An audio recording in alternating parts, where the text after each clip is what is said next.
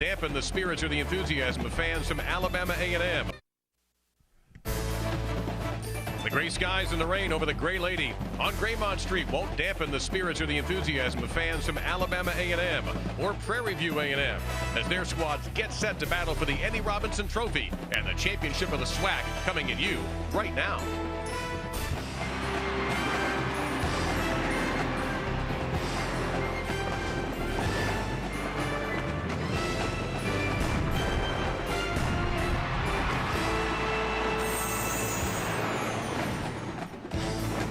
From historic Legion Field in Birmingham, Alabama, welcome to the 2009 SWAC Championship. Champions of the West, Prairie View A&M about to take the field, and the champions of the East, Alabama A&M, here in Birmingham. We welcome you, and thank you very much for joining us. I'm Dave Lamont, joined today by J.C. Pearson and by former pro quarterback Jay Walker, who, have you ever been this close to a DB in your life? Not if I could help it. I like to have my wide receiver stay close to the DB, so that's your job today, Dave. All right, I'll see what I can do about it. Nobody ever got by this guy either during his career. JC, when people think of Prairie View, they probably think of a long losing streak, but that was a long time ago, and this is a different era. Yeah, and it wasn't that long ago, but it's remarkable what Coach Henry Frazier and his staff has been able to do in just 6 short years, really taking this program from being a laughingstock to today contending for the SWAC championship. Unbelievable. And on the field, the biggest reason has probably been the play of their quarterback. KJ Black took over in the second half of the second game and has been undefeated as a starter ever since. If they're going to win this championship today, he's going to have to be a big part.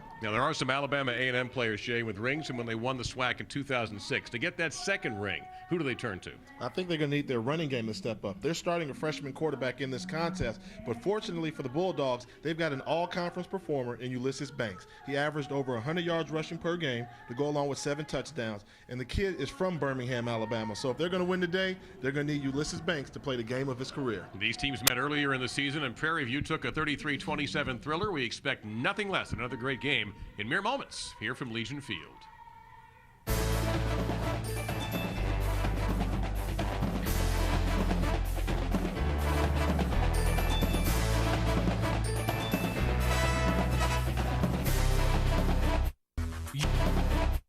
Years of culture and tradition have passed through the hands of those before us.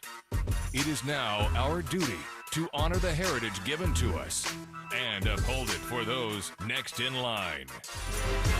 We on top, never underrated. We on top, never underrated. We will take the field, and we will be tomorrow's legends. We are the Southwestern Athletic Conference. One a day Vitacraves, a complete adult multivitamin in a gummy. And the weather here, not the best in Birmingham, but everybody will muddle through this one. This is a artificial grass surface, and we're expecting rain pretty much throughout the entire afternoon.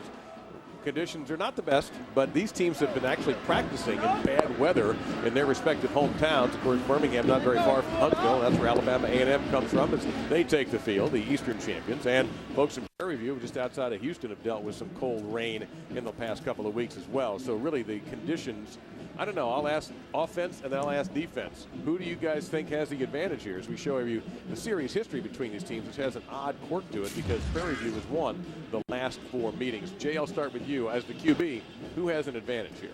When you've got these type of elements, you need to have the most balanced type team you can have. And I think the advantage would go to Prairie View. They're a balanced team. They've got the SWAC Player of the Year at the quarterback position. They've got a good running game as well. They've got a good defense. So because they're the more balanced team, I think they have the advantage where Alabama A&M's a little bit more one-dimensional offensively, I believe. Well, yeah, in the games with weather like this, you've got to be able to run the football. And the team that runs the football best generally wins in these conditions, but when you're throwing the ball, the advantage definitely goes to the offense because the defensive backs, they tend to slip and slide because they have to react to every cut and movement of the receivers. Yeah, I've always wondered about that because I've heard people say that, but I've never heard it from a guy who actually had to deal with it before.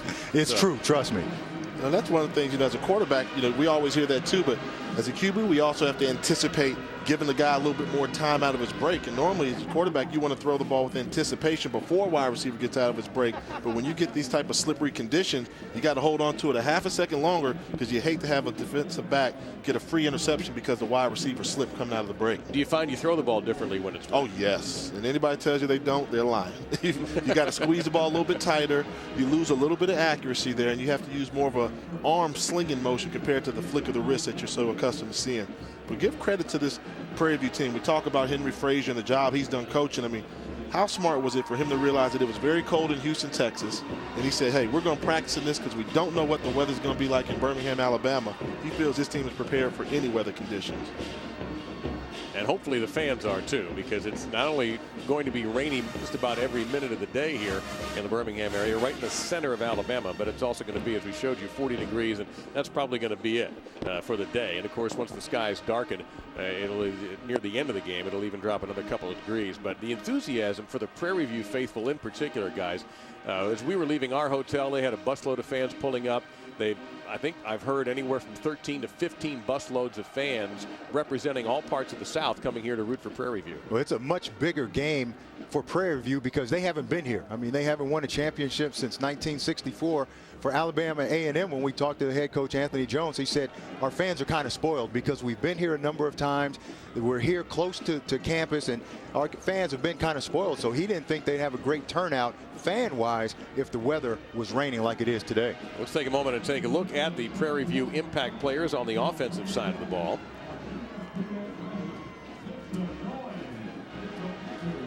And Prairie View will get the ball first. You know, let's take a look for Prairie View. You know, hey, they've got Donald Babers, their running back. We talked about Ulysses Banks, but Babers is a great running back as well. Averages 5 yards per carry. And then they've got O.C.A. Dye, the wide receiver.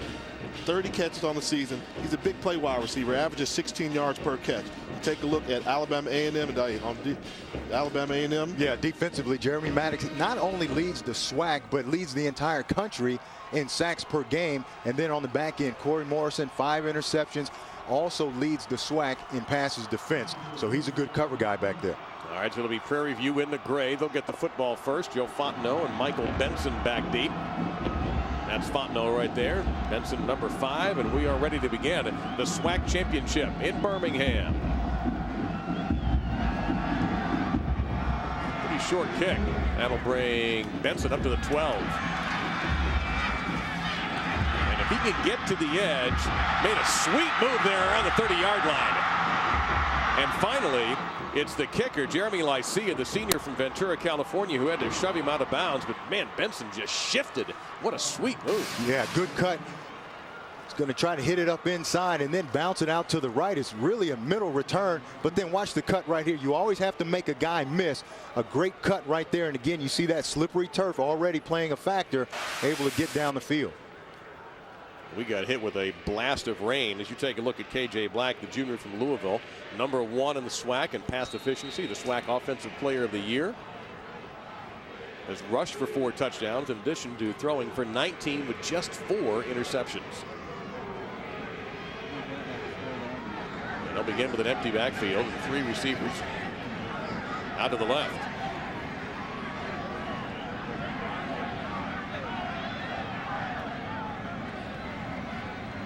And Black rushed, but found a lane right up the middle, and he makes a nice move around the 40, and Black will get about 16 yards on the first play from scrimmage. Helped up, but not knocked out by that Alabama A&M defense. And that's what KJ Black brings to this offense, a dual threat.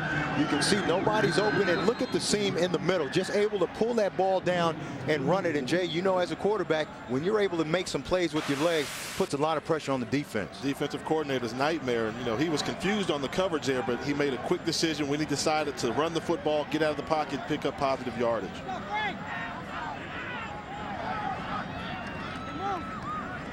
Now the first carry goes to Donald Babers, the junior from the Houston area. 1,000-yard rusher last year, 841 yards coming into this game. And he'll move it down, gain of about 7 there. Something that's interesting here, the defensive coordinator at Alabama A&M, Bronski Towns, is really trying to confuse this offense for Prairie View A&M. I mean, he's got the middle of the field wide open at times. You see no Bulldog defender further than 8 yards from the line of scrimmage, and then they're bailing. So right now, KJ Black is getting a lot of confusing looks to look at. Looks like the middle of the field is wide open. Let's see if they can attack. Now you see a safety dropping back there at around the 15-yard line. Black looking left all the way and overthrows Anthony Whedon, who was open. A little slant pattern. Might have been a first down had they been able to connect, so it's now 3rd down and 3. And Jay, you talked about all the movement defensively, and that's because with Prairie View offensively, they call 2 plays in the huddle or at the line of scrimmage every play. So KJ Black comes to the line of scrimmage and he'll decide whether it's a run or pass depending on what he sees from the defense. So right now the defense is showing him one thing, trying to get him to check into a play, then they drop into something else, hopefully to defend that play.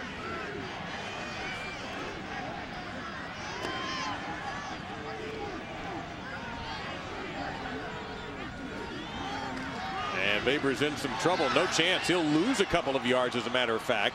Coming in there, number 49, Afu Okusun, junior from College Park, Maryland. They stole him out of the backyard of the University of Maryland. That's his 70th tackle of the year. Yeah, good run stuff here by the linebacker corps for Alabama A&M. And Prairie View's running to their strength. They really like to run the football to the left side of the line where they've got 2 all-conference performers, and Tim Tussey and James Deckel. And you see the Alabama A&M Bulldogs weren't fooled. They know where Prairie View likes to run the football, and they did a good job of stuffing on that left side. Got the College Parks mixed up, actually College Park, Georgia, and they will go for it here on 4th and 5. Faggard, their kicker, his longest is only 39. And this will be way longer than that. So he'll look left again and open, and there's the first down. Inside the 20-yard line is Brandon Bell, a junior from Pompano Beach, Florida, near Fort Lauderdale. So going forward on 4th works. Prairie View now 10 of 15 this year, 4th down conversion. Yeah. Now what you're going to see here is, I think with this coverage they're doing, they're trying to disguise it so much. The moment you see that one safety go to the middle, you know you've got some soft coverage on the outside or some man-to-man matchup. So what they decided to do was have a hitch combination called. If the safety leaves out the middle of the field, the corners tend to naturally drop off as well. You need 5 yards, you run a 5-yard hitch.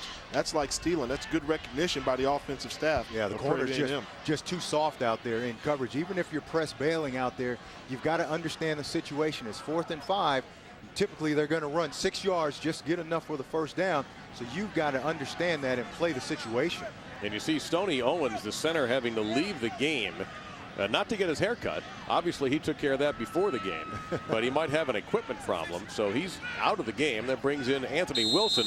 Now you've got AJ, different center. Yeah, and now this is the time where if you're Alabama A&M, you've been showing them the disguise look. They're starting to figure that out. I would actually bring all the pressure now. You've got your back up against the wall, fake like you're going to get out of the coverage and bring a blitz, get some pressure on KJ Black if you can. That's a different formation now with Michael Jason and Calvin Harris at the running back spots. Black, pocket collapsing, and he is brought down to the 19-yard line. Willie Fuller, a sophomore from Lithonia, Georgia. Sacks, not a problem for Alabama A&M. 43 coming into this game. Yeah, they get after the quarterback, and that's what Henry Frazier told us, that they had to prepare for the pressure. And KJ Black knew that he was going to get a lot of pressure because that's what Alabama A&M does defensively. He thought they'd be better suited to handle that today because KJ Black has seen them earlier in the year. But again, seeing them and then being able to block it and pick it up is a different thing. 7th sack for Fuller this season. Haven't even mentioned Jeremy Maddox yet in the game. He's got a dozen coming in, number 54 in the maroon and white. Little trouble with a snap, and Black's going to have to improvise. And he'll lose more yardage. This time Maurice Thomas, the corner, came up from his position. That's going to be a loss of about 3 back to the 22. So all of a sudden, after going for it on 4th and getting inside the 20, they're back to about 3rd and 15. Interesting spin here. You see the bobbled snap there, but you can tell right away that Alabama A&M is going to have to do something to address the mobility of KJ Black. They should have got him in the backfield for easily a 6-yard loss, but he was able to make that first defender miss. And it seems to me early on, if Prairie View's going to move the ball offensively, it's going to come from the legs of KJ Black opposed to his arms until they soften up that defense. 3rd and 15.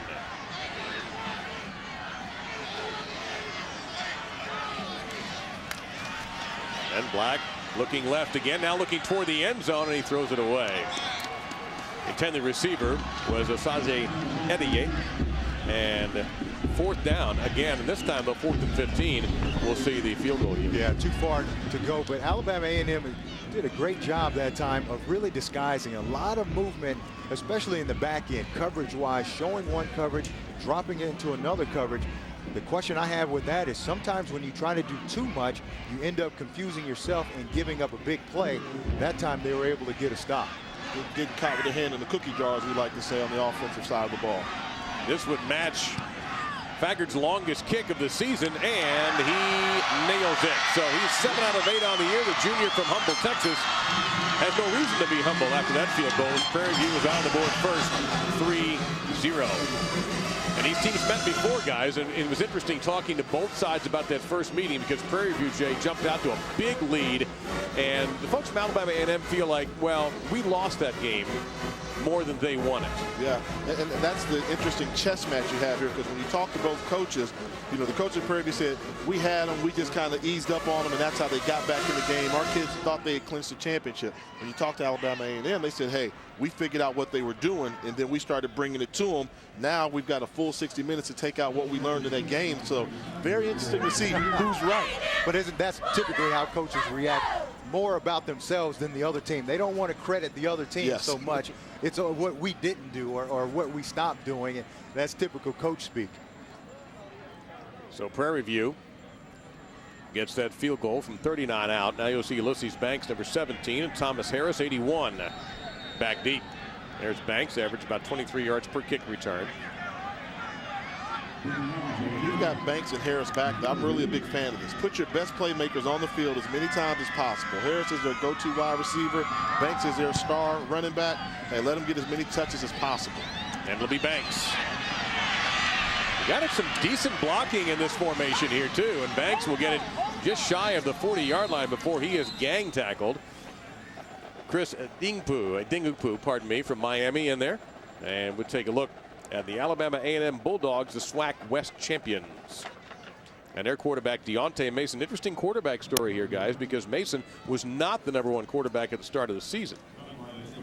The starting quarterback was Kevin Atkins, the junior, but right around that Magic City Classic, Coach Jones and staff and the offensive coordinator, Bruce Pearl, decided to give the freshman a chance. And ever since then, he's responded remarkably. They think he needs to work on his mechanics, but he makes good decisions with the football, which is a plus. 3-1 as a starter, but that one loss was the Prairie View A&M.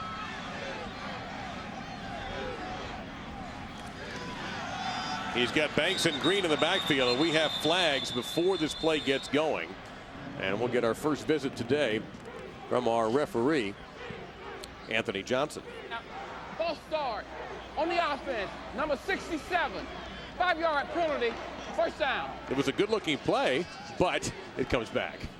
It seems like they're going to come out with some misdirection early on, and that's unfortunate for Alabama A&M because they had great field position to start off the drive, and you lose 5 yards, and in a championship game like this, yardage and points are going to come at a premium. You're going to need to hold on to as many as you can. Well, both these teams have struggled in the FCS with penalties. Alabama A&M ranked 100th.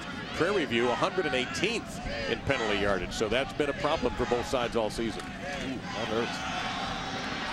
And again, it's wide open as Ulysses Banks gets across midfield, and the ball stripped away by Moses Ellis, but recovered by Deontay Mason, the quarterback.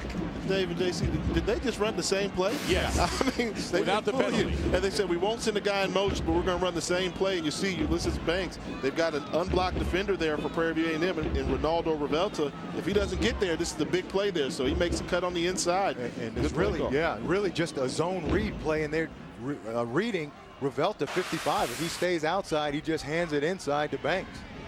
They needed 15. They gained 19 on that play.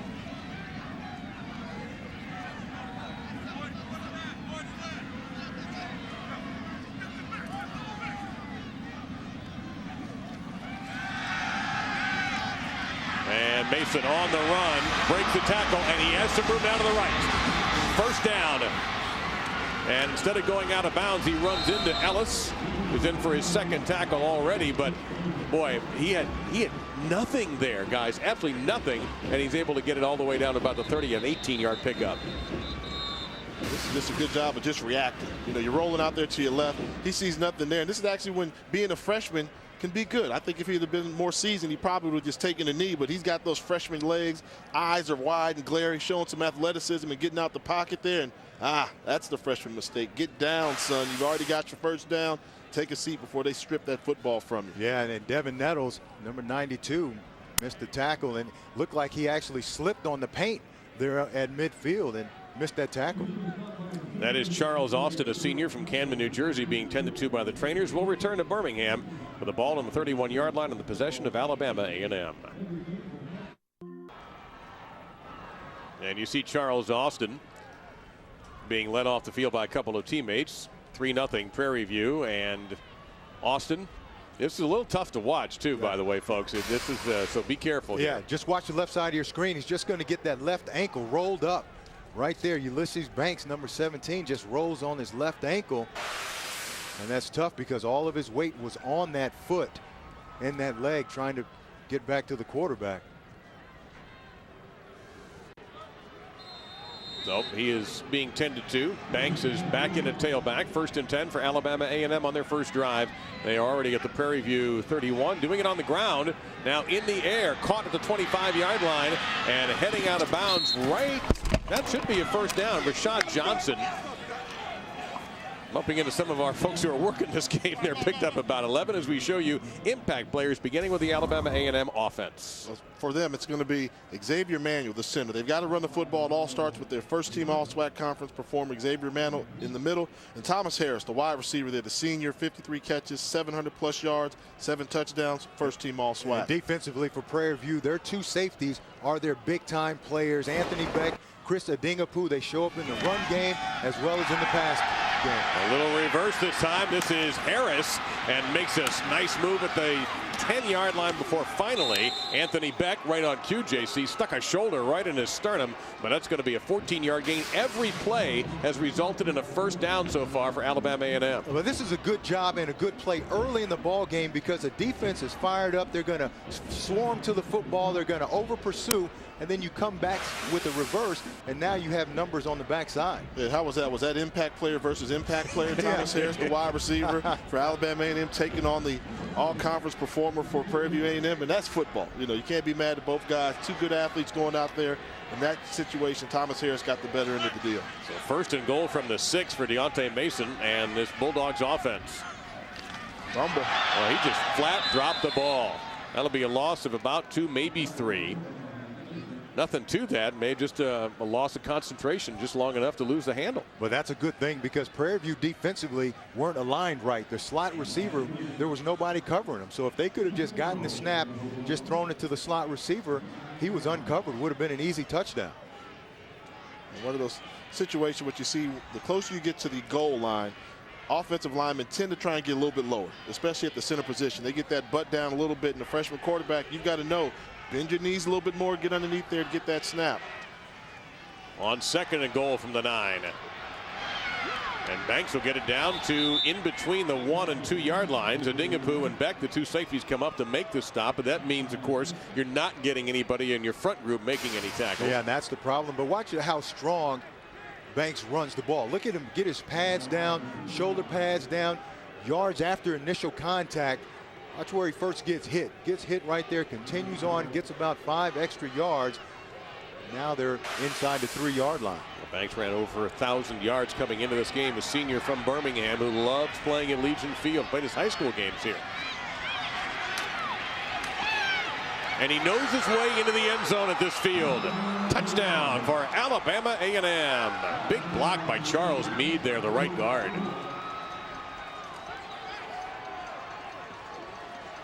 Great patience there by Ulysses Banks there. Knew he had the guard that was pulling from the left side coming around to the right. You'll see big number 56 there on the pull. And watch the fullback, Roger Smith, right there with that good kick out seal block, and then the patience to allow the pulling guard to come and finish off the job there. So Jeremy Lycia, who started the game by making the tackle on the opening kickoff, is on for the PAT. And he nails it through. So Alabama A&M, a first down on nearly every play on this drive, and they go in for the lead score so far. This is a better start for them than the last time they played Prairie View when they were down by a lot early. Oh, thank goodness you're back. What's going on? ESPN's College Football, brought to you by Miller Lite. There's light beer, and then there's triple hops brewed Miller Lite. Taste greatness. Oh, man. There's your scoring time, but that's not really what's important right now. Since opening in 1958, Dreamland Barbecue has been a favorite to residents and visitors of Alabama. Originally opened in Tuscaloosa by John Big Daddy Bishop, a legendary ribs and sauce can be found at 8 locations around the state, including, of course, in Birmingham. Now, men, do they deliver? Right now would be nice. Can we get an order? Yes, to go. And actually, we'll take a go box for the 3 of us. You guys are late. I've already went there as soon as my plane landed. See, that's selfish right there, though. See, that's an I guy right there. You don't tell us anything. Don't give us a heads up. Wait a minute. What position did he play in college in the pros? Yeah. Quarterback take care of everybody. I didn't do my quarterback duties. You guys are correct. See, sorry. if he were an offensive lineman, you would have taken care of. Oh, yeah. Oh, yeah, definitely. I'd have brought the box to him. Short kick on purpose this time, trying to scramble Prairie View, and they did a pretty good job of handling it around the 30-yard line. That was Michael Jason who had to run up to make the grab. See, a lot of teams willing to sacrifice that field position in order to avoid the big return. In this case, probably a mixed result. And we have a flag. We may have an offsides penalty here. Thought I saw a referee indicate an offsides. He has indicated an offsides. So, will you make him kick again here, guys? You know, typically that pooch kick is designed, like you said, get the ball up in the air. Sometimes you're able to get your cover guys down there, create a turnover and a fumble, or if the receiving team catches it, normally those up backs are guys not accustomed to handling the ball. Against the kicking team, 5-yard added to the end of the run, first down. There's that option as well, and that's the smarter option in this case. And so now the field position quite good for the Eastern champion, the Panthers of Prairie View. They'll begin at the 39. But already, if you look at the score, for those who watched the game earlier in the season between these two, it is a different game. Prairie View led at one point in that game 33-7 before Alabama A&M scored 20 unanswered points.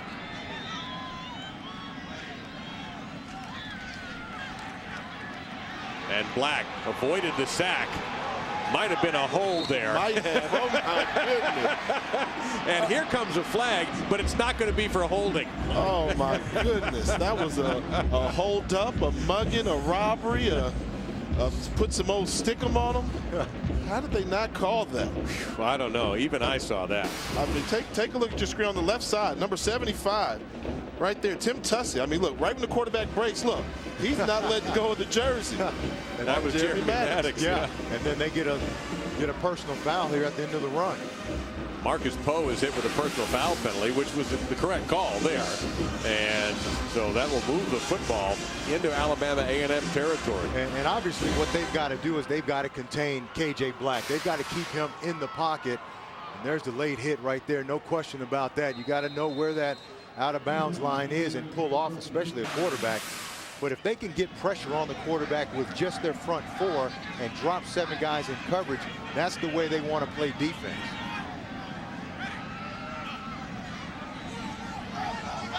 They move Allen, the tight end, and go under center. And that's Babers. He really quick. Gets it to the 39-yard line and just looked like a jet. Exciting runner, isn't he? He's got that one of those edge of your seat type runners. Every time he touches the football, you're like, what's he going to do next here? And you'll see, follow the fullback, not there, bounce to the outside, make a guy miss. And all good running backs, JC, they have the ability to get that lean, pick up those extra 3 or 4 yards. And you always have to make somebody miss because there's always an unblocked defender. And if you can make that guy miss, then you've got a chance to make big plays. And that's what Babers does such a good job of. And we have whistles.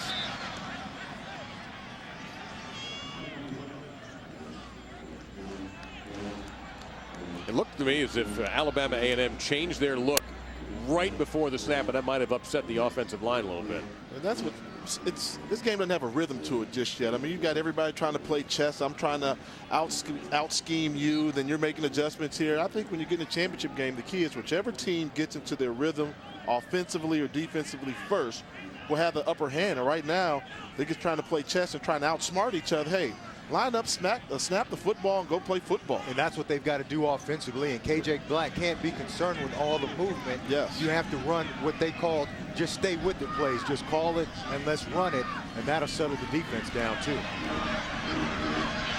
Out in space, never a bad idea to get it to Babers, but he had a lot of maroon and white around him, and another flag comes in after the play is over with. There was contact between two players when the play was over, and very quickly you see Alabama A&M training staff running out on the field also. They got to be careful. You see they got a defensive lineman down there, Frank Curse over there on that sideline, but Jeremy Maddox and those guys over there getting very frustrated. Don't get called for a personal foul on top of the penalty that's already been thrown. You can see Alabama A&M players upset. Well, let's see why. You can see that shot block right there. Well, the umpire right on the spot with the flag.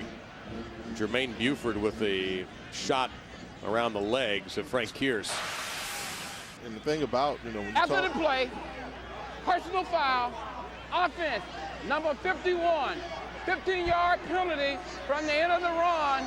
It's going to be third down. Number 51 has been ejected from the ball game. Wow. Now that's instant justice right there. Yeah, that is. Wow, and look, he can't believe it. Now, all right, is that the correct thing to do? That I thought that was a cheap shot.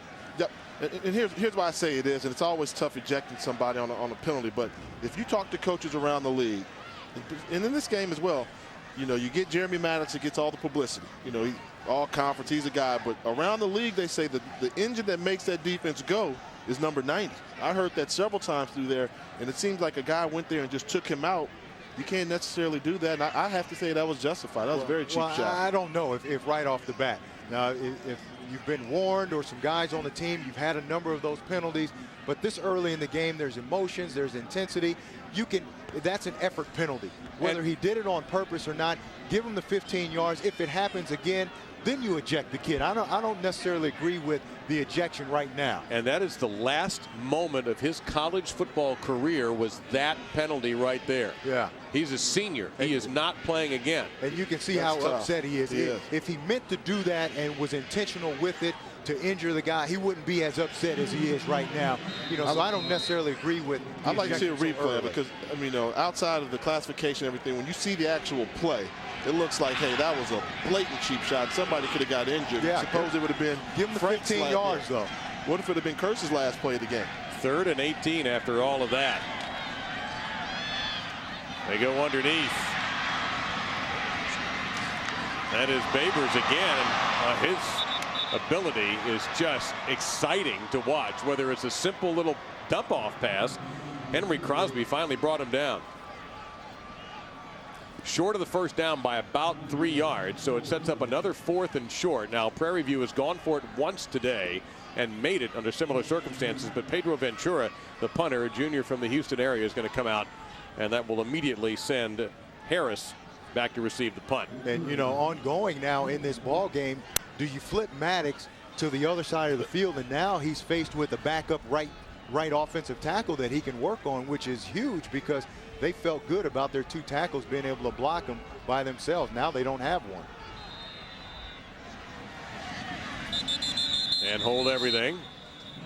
You just wonder, another thing I think I was.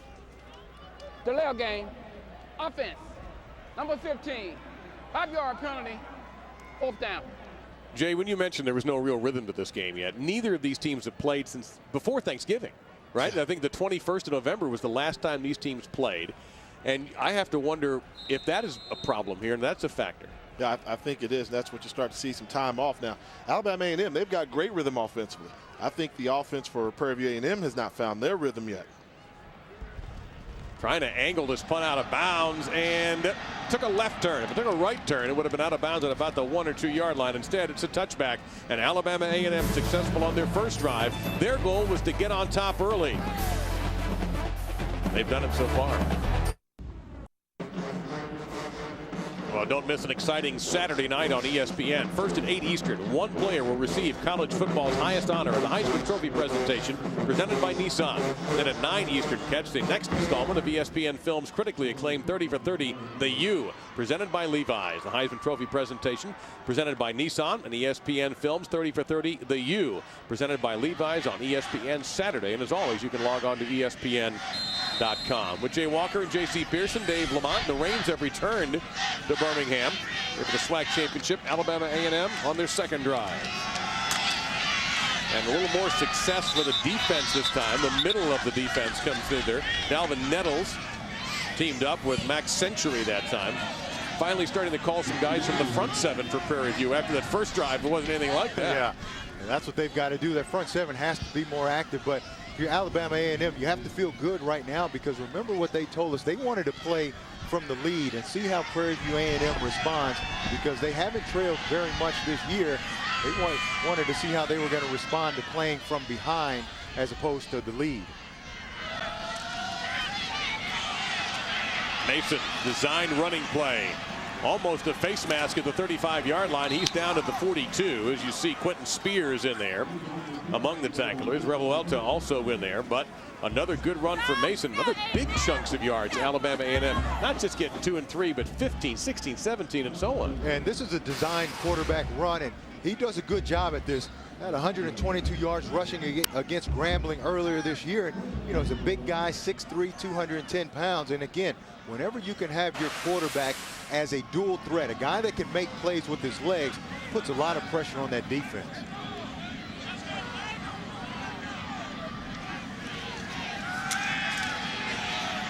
Looking left all the way, completed the 45-yard line. That is Tony Green, who made one good move to get by the first defender and is brought down into Prairie View territory, the 48 by Anthony Beck. And that should be a first down, and is. You see Tony Green here starts off as your fullback on the left side, just runs an out pattern. They're not giving him real complicated passing combinations. You get a one-on-one matchup with a fullback / running back against a linebacker. He goes 5 yards, turn around, put the ball on the money. Effective play calling by Alabama A&M.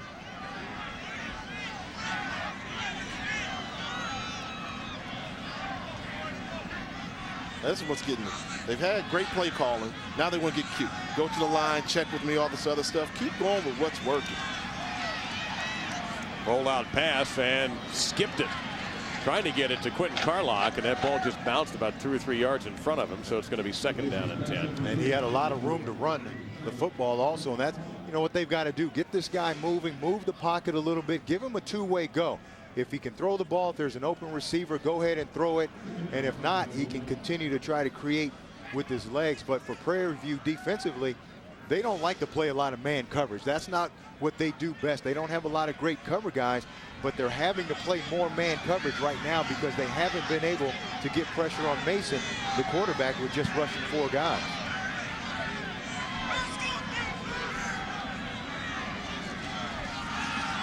And they stay on the ground with Banks, and he'll get across the 39-yard line. Quentin Spears in there on the stop, a junior from Montgomery, Texas.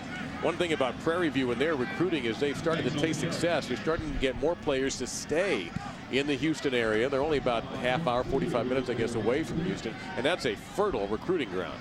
And that goes to the story of that Prairie View and how they got to be in that Prairie View. The fact that when Coach Frazier first got there, he said, we couldn't recruit a kid in Texas. They knew about our losing. It wasn't worth our while. We had to go out of state. He says now we no longer have to go out of state. We can get in-state talent to stay at home, and that's why we've got a much more competitive product on the field. Pitch out to Ulysses Banks. He'll have a first down. Wow. And a maybe touchdown saving tackle by Adingapu, because if he doesn't flip him, Banks may be gone. And you take a look there at Coach Frazier there, but right now he's got a problem, JC, and we see from up here, they cannot control the line of scrimmage. They can't. I mean, whether it's 4 guys or 6 guys, they're getting a body on a body. And they're doing it running the ball inside. At that time, they just run the old student body left, the tall sweep. The left tackle, Jamal Johnson-Webb, does a great job of sealing the edge. But this is how Alabama A&M wants to play this game. They're executing their game plan to a T right now. They want to run the ball, win the time of possession battle, and play from the lead, and that's exactly what they're doing. Their goal is 36 minutes of time of possession for this game today. And a timeout being called here right before the play clock was about to run out.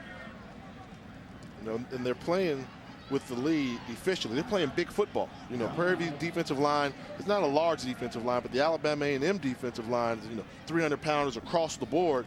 And when you've got a lead and you control time of possession and the line of scrimmage, you've got a pretty good formula for winning, I would think. Exactly. And, and they did this the first time they played.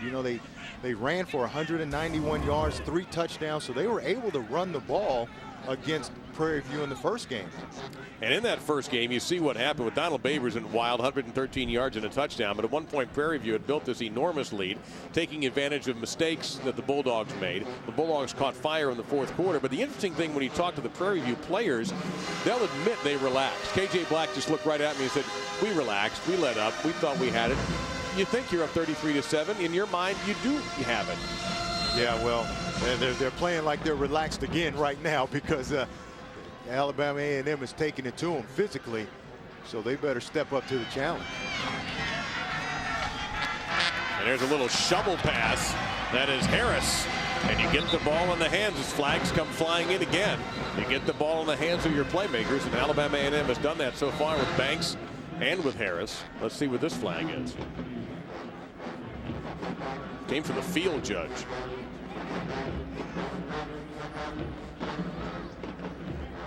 And that look from Coach Anthony Jones may say all you need to know about this penalty. Holding on the offense, number 84.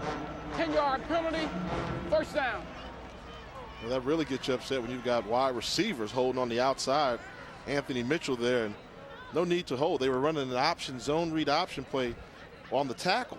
You got the outside in for Prairie View A&M was in no man's land. He decided to go with the running back, and they did the little underneath pitch there. Great call schematically, and you got a wide receiver holding on the outside. But Anthony Mitchell, he is the only guy on this Alabama A&M team that has ever beaten Prairie View.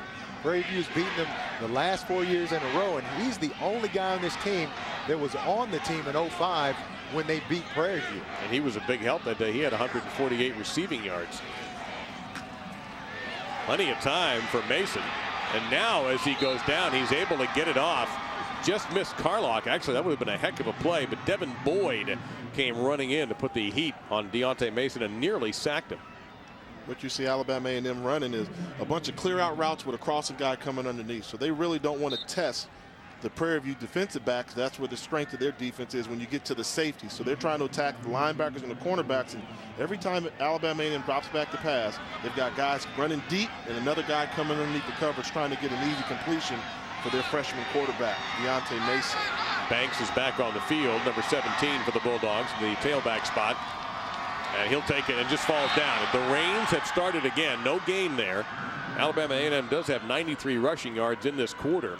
But that time you see what this weather is starting to do to the turf. And he had a hole. This is just this inside zone play. He had a hole coming back to the right. You can see the hole there, but he just slips down. And one of the reasons why they're able to run the ball so well, Jay, you just talked about the safeties playing so deep for Prairie View A&M. Yes. So if your 2 safeties are deep, you only have 7 guys in the box to defend the run. So Gotta now be able you to can win. run the ball against 7 guys, and that's what Alabama A&M is doing.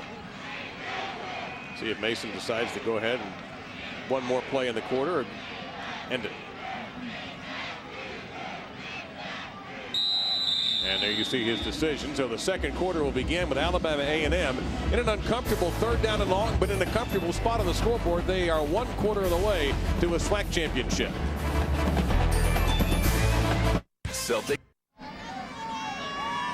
Yes, it's not that warm here in middle December in the middle of Alabama. Cold rain hitting Birmingham. Take a look at Anthony Jones. His folks from Huntsville, not that far away. And Henry Frazier, about 13, 14 busloads of folks came from all over the South to root on Prairie View, trying to win their 11th SWAC championship, but they have not been in a postseason appearance since 1963.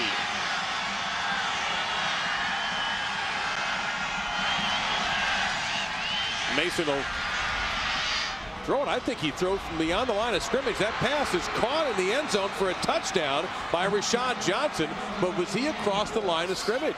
I want to say clearly almost. Yeah. I mean, all he had to do, he could have run and picked up the first down, but he got a little greedy. He wanted to go for the home run ball, and that's what he decided to do. Yeah. Anytime you decide you're going to take that inside route within the tackle, chances are you're close to the line of scrimmage. Holding. No. Yep. Offense. Number 67. 10-yard penalty. 3rd down. So that wasn't the problem, the line of scrimmage. The problem was that Jamal Johnson-Webb hung on a little too long to his block. Johnson-Webb, 67, is the left tackle. You see him working right there. You see that jersey stretch. Easy call there. Whenever you get that jersey, get those hands outside, start stretching those jerseys, they're going to call you. But, man, a big play that was negated for Alabama A&M on that. 36-yard touchdown, wiped out.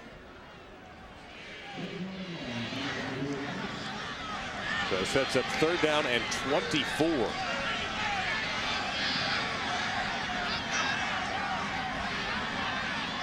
One down lineman for Prairie View defensively. This is their wildcat defense. Yeah, guys moving around, trying to confuse the blocking scheme.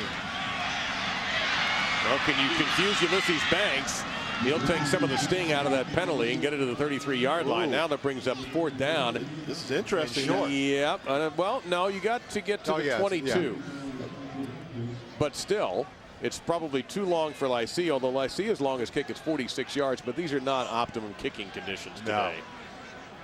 No. But with the conditions being what they are, you want to play the game of field position also. You try to punt this ball away, pin Prairie View back deep in their own territory, play defense, and then you might get the ball back in great field position. Yeah, but they're going for the field goal. I think this is a very aggressive call, and not only is the distance going to be a problem, but the wind is just swirling in this stadium right now. So very difficult field goal attempt here. And it's a fake with Lycée on the field goal. Instead, he has a punt partially blocked. And that ball might have been touched by Prairie View. It was, and they will save it. I think that was Dingapoo. Touched it, saved it at the 13-yard line. Quentin Spears is the one who came in and got a hand on the pooch punt. Everybody take a deep breath. Yeah.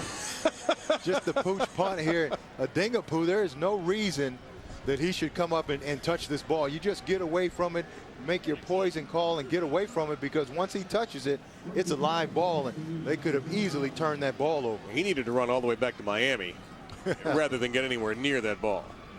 I told you that defensive backs didn't have good hands, Jason. You keep telling me they can catch and hold on to footballs. There's a reason they play DB. Well, you know what they say. Defensive backs are just wide receivers that can't catch. Can't catch. Most of them. All of them. I'm not speaking for myself, but after all that, Prairie View does get the ball at their own 12.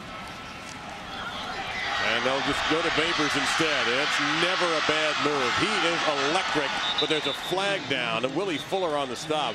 And a gain of 15 or 16 might not make it in the books.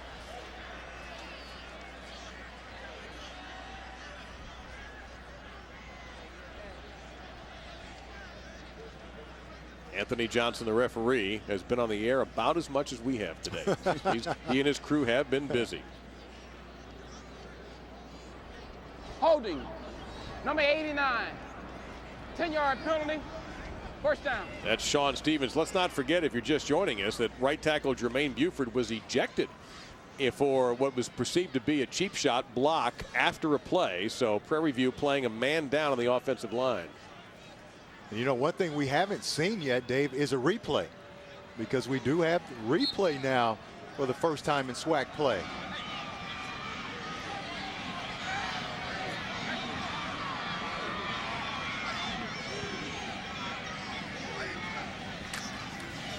So after the penalty, they just go right back to the running game with Babers. You know, I'm beginning to think that might be the only play I would call the rest of the day. Rico Porch on the stop of his safety position. And I'll give it to you 3 different ways. Babers left, Babers right, and Babers up the middle. And look at the cut. You know, he gets great kick out block there, then throwing some shakes while he's running.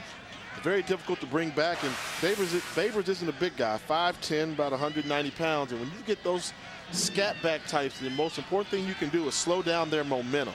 You know, you got to really just stop them, because if you get them running sideways, they're going to win that battle, because they're very good at making cuts on the dime. So you really got to clog the hole to slow down their momentum. Well, that hasn't happened yet.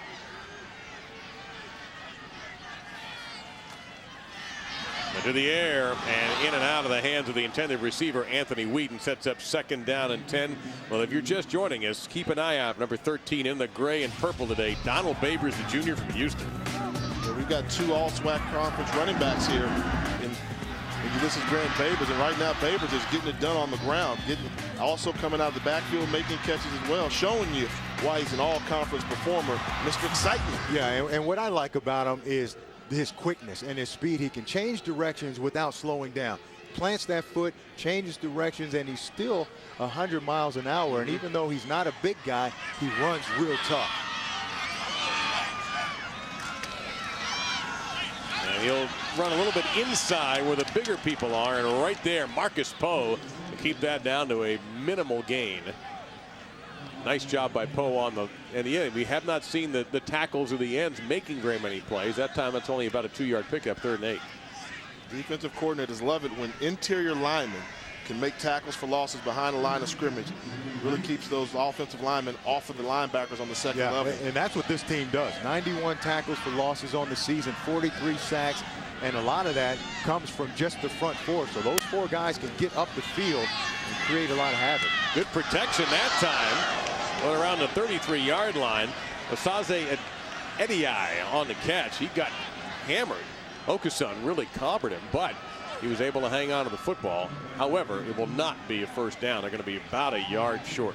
And here's one of those situations as receivers and quarterbacks, you have to be able to read the coverage also. If it's zone, you got to be able to sit down in the zones, because if you keep running, you're going to run into the next guy, and that's exactly what they did.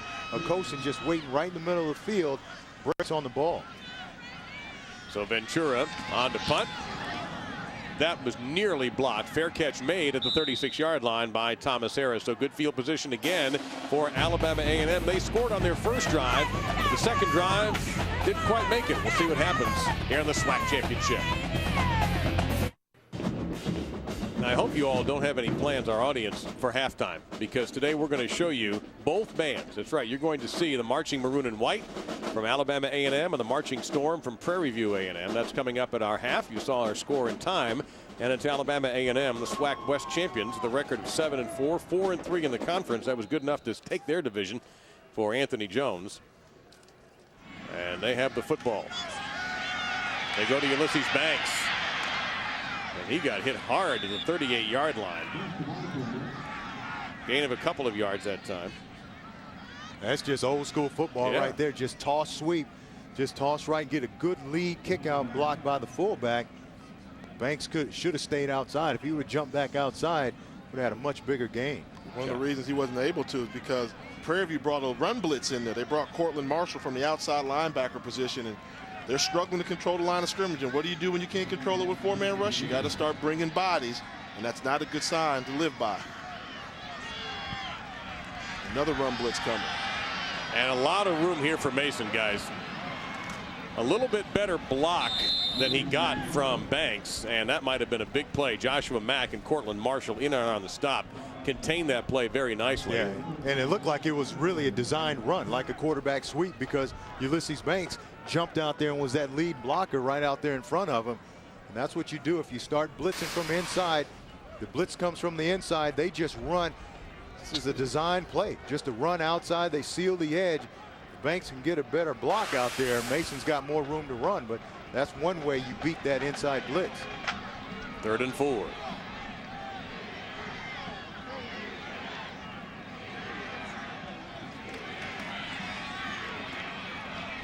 Underneath and trying to fit it into Thomas Harris. He first looked at Rashad Johnson, took his deep look first, then went underneath.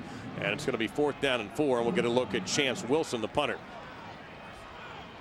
Once again, it seemed as if the A&M offense did a good job of forcing the Prairie View A&M defense to get closer and closer to the line of scrimmage so they could take that deep shot over the top. And once it wasn't there, I'm sure Coach Jones would have rather seen the quarterback take off and run. You only needed 4 yards and pick up the 1st down to keep the drive alive. Anthony Whedon looking at a ball that's wobbling sideways, and he lets it go. And this time, the Prairie View folks get out of the way, long way away from that punt. and it dies at about the 16-yard line. Well, this week on ESPN's Monday Night Football, the top team in the NFC West, Arizona, led by Larry Fitzgerald, takes on San Francisco. Can Frank Gore lead the 49ers to a win against their division rivals? Cardinals, 49ers on ESPN's Monday Night Football at 8:30 Eastern. Coverage begins with a Monday Night Countdown served by Applebee's at 7 Eastern. They always say it's the Super Bowl losers who have the bad season the next year and the Super Bowl winners who are pretty good. Not working out this year. I know a lot of talk about Brett Favre, and rightfully so, about an old guy coming back and playing well. Kurt Warner, another old guy, continuing to play very, very well. Just that he doesn't retire 12 times. That's why we don't talk about it. So KJ Black, under a lot of pressure, calmly delivers a strike to Osaje Ediai, and Ediai gets out to about the 39-yard line. Good pocket presence by Black that time. Kept his cool. And it was just a nice step up. I mean, you had Jeremy Maddox just wreaking havoc coming on your right side there. Maddox goes up, and he's going to do a spin move back in, but just pocket presence. Just take 2 steps to the middle, find your guy running down the field, deliver the football there. That's what you got to have. Different quarterbacks would have taken off running. He had the poise to just slide step in the pocket. And that's the thing about quarterbacks. When people hear mobile quarterbacks, they think of the guys that just run. But being able to slide in the pocket, slide to his left, away from the pressure, and then slide up and deliver the ball is good. After this play, I'll tell you, I think the best ever doing that was, as we see the completion here, and you never thought of him as a mobile quarterback. Probably went down as one of the slowest quarterbacks in the history of the National Football League, but the least sacked quarterback in the National Football League. Dan Marino. I mean, Marino owned that pocket. 1 or 2 steps either way, he was just as quick as everybody. And that release. You weren't getting to him, so. Trust me, I know. Hurry up offense this time, and Babers trying to hurry to find a hole. And even with his ability, I tell you what, that's just a great play just to get a couple of yards out of that. Willie Fuller in there again, the sophomore from Lithonia, Georgia. So Babers was scrambling the whole time, trying to use that big body of Tim Tussey, 75, to get somewhere. And Alabama A&M hemmed in on him and stopped him short of the first down. And you see Prairie View A&M right now, because they know they don't have any rhythm offensively, they're trying to get a number of plays called. So they're kind of stepping on the gas pedal, trying to speed up the tempo, momentum of this football game right now. Well, the way this game started out, with both teams scoring on their opening drives, you thought we'd be in for a lot of offense, but it has stayed 7-3 for a long while.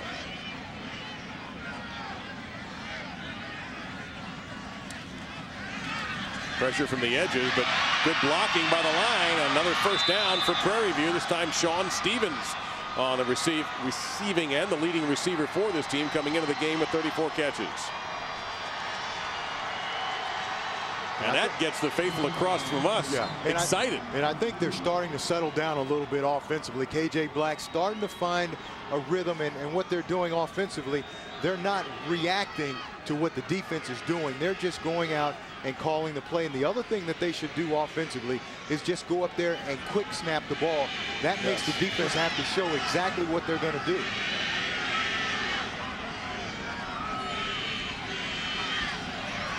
Maddox, he got away from, and Black, I thought he was out of bounds. He was. And let's see, now here's a flag coming in, and what they may call here is illegal participation, because Osaje Ediai was actually out of bounds, came back in to make the catch, and you can't do that. But the problem starts right from the beginning, but you see his left foot is already out of bounds. And he never really even gets it back in the field of play. Nope. That's field awareness. You have to know where you're at. Good touching. Gets the offense. I'm 82. Lost it down from the previous spot. Second down. And the officials all over this. You can tell right there, left foot already out of bounds. And once you're out of bounds, you're out of the play. So back it up to the 44-yard line.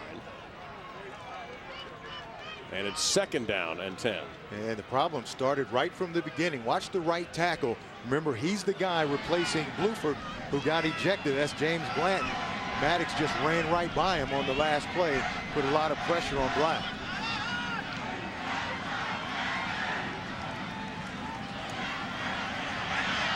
And Black will just wisely throw this one away. Did you see that matchup there? Yeah, I mean, he just hit him with a bull rush there. They're going to have a problem there, JC. I mean, you're exactly right. You know, Bland can't get it done. Number 70, the new right tackle for Prairie View A&M, and right now he just got Jeremy Maddox. Just come and watch this. I mean, he's taking this big body and just have a seat, son. Right. I don't care if you're 6'7", 340 pounds. I'm getting by you, then getting to the quarterback. And fortunately, Black was drifting away from there. Yeah, and on the play before that, he just speed rushed right around him. So now, if you're Blanton, the right tackle, you don't know what's coming next. Yeah. So, you know, is he going to bull rush me, run over me, run around me? So he's got his hands full. Watch the right tackle. Flags are down, and a hit underneath.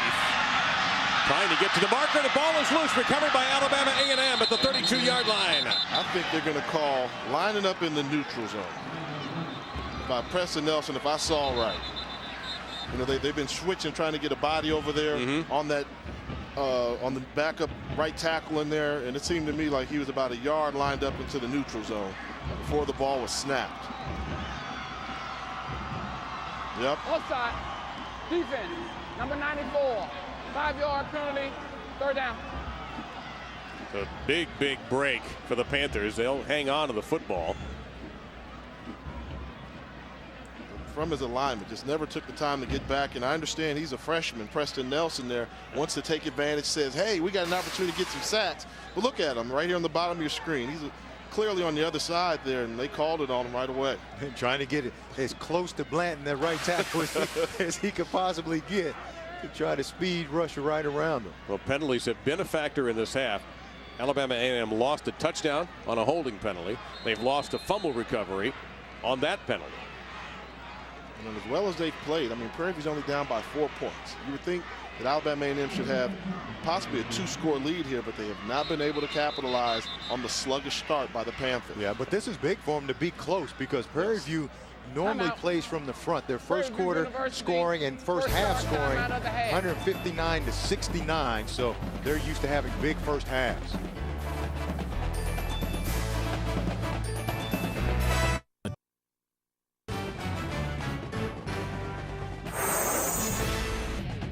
ESPN's College Football, brought to you by eHarmony.com.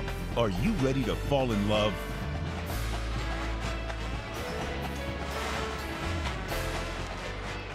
You know, we'll see what the halftime rain has an effect on the band. It has an effect on the fans, and you'll see both bands at halftime, and it certainly had an effect in this game. It started out potentially as a very high-scoring game, has settled into a defensive struggle. Both these teams scored on their first possessions. We welcome you to Legion Field in Birmingham for the SWAC title. The Eastern Division champion Prairie View Panthers with the ball now against the Bulldogs of Alabama A&M. And that's spinning for the first down was K.J. Black. Willie Fuller wrapped him up, but not before the offensive player of the year in the SWAC got the first down. One thing you know about a quarterback that's got a 172 pass efficiency rating, they're not going to make mistakes. They won't hurt themselves. They won't force the ball into coverage. And you see there with K.J. Black just making a good decision. It wasn't there. He was confused on his own coverage. They tuck it in, get the first down. And I don't know an offensive coordinator in the country that gets mad at the quarterback for moving the sticks. Well, that's the kind of a balance that any offensive coordinator would like to have out of 23 plays.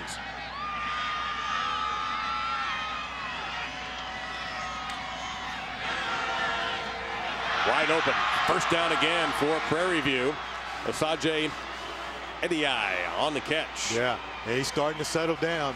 You can see him starting to get into a rhythm. They're getting to the line of scrimmage, calling the plays a lot faster, getting into a better rhythm. Just going with the plays that are called and not worrying about all the movement defensively. As you see right now, it looks like the middle of the field is wide open, but then they move at the snap. Pressure and the blitz in trouble there. Black gets away from it to the end zone. Wide open touchdown. Michael Benson.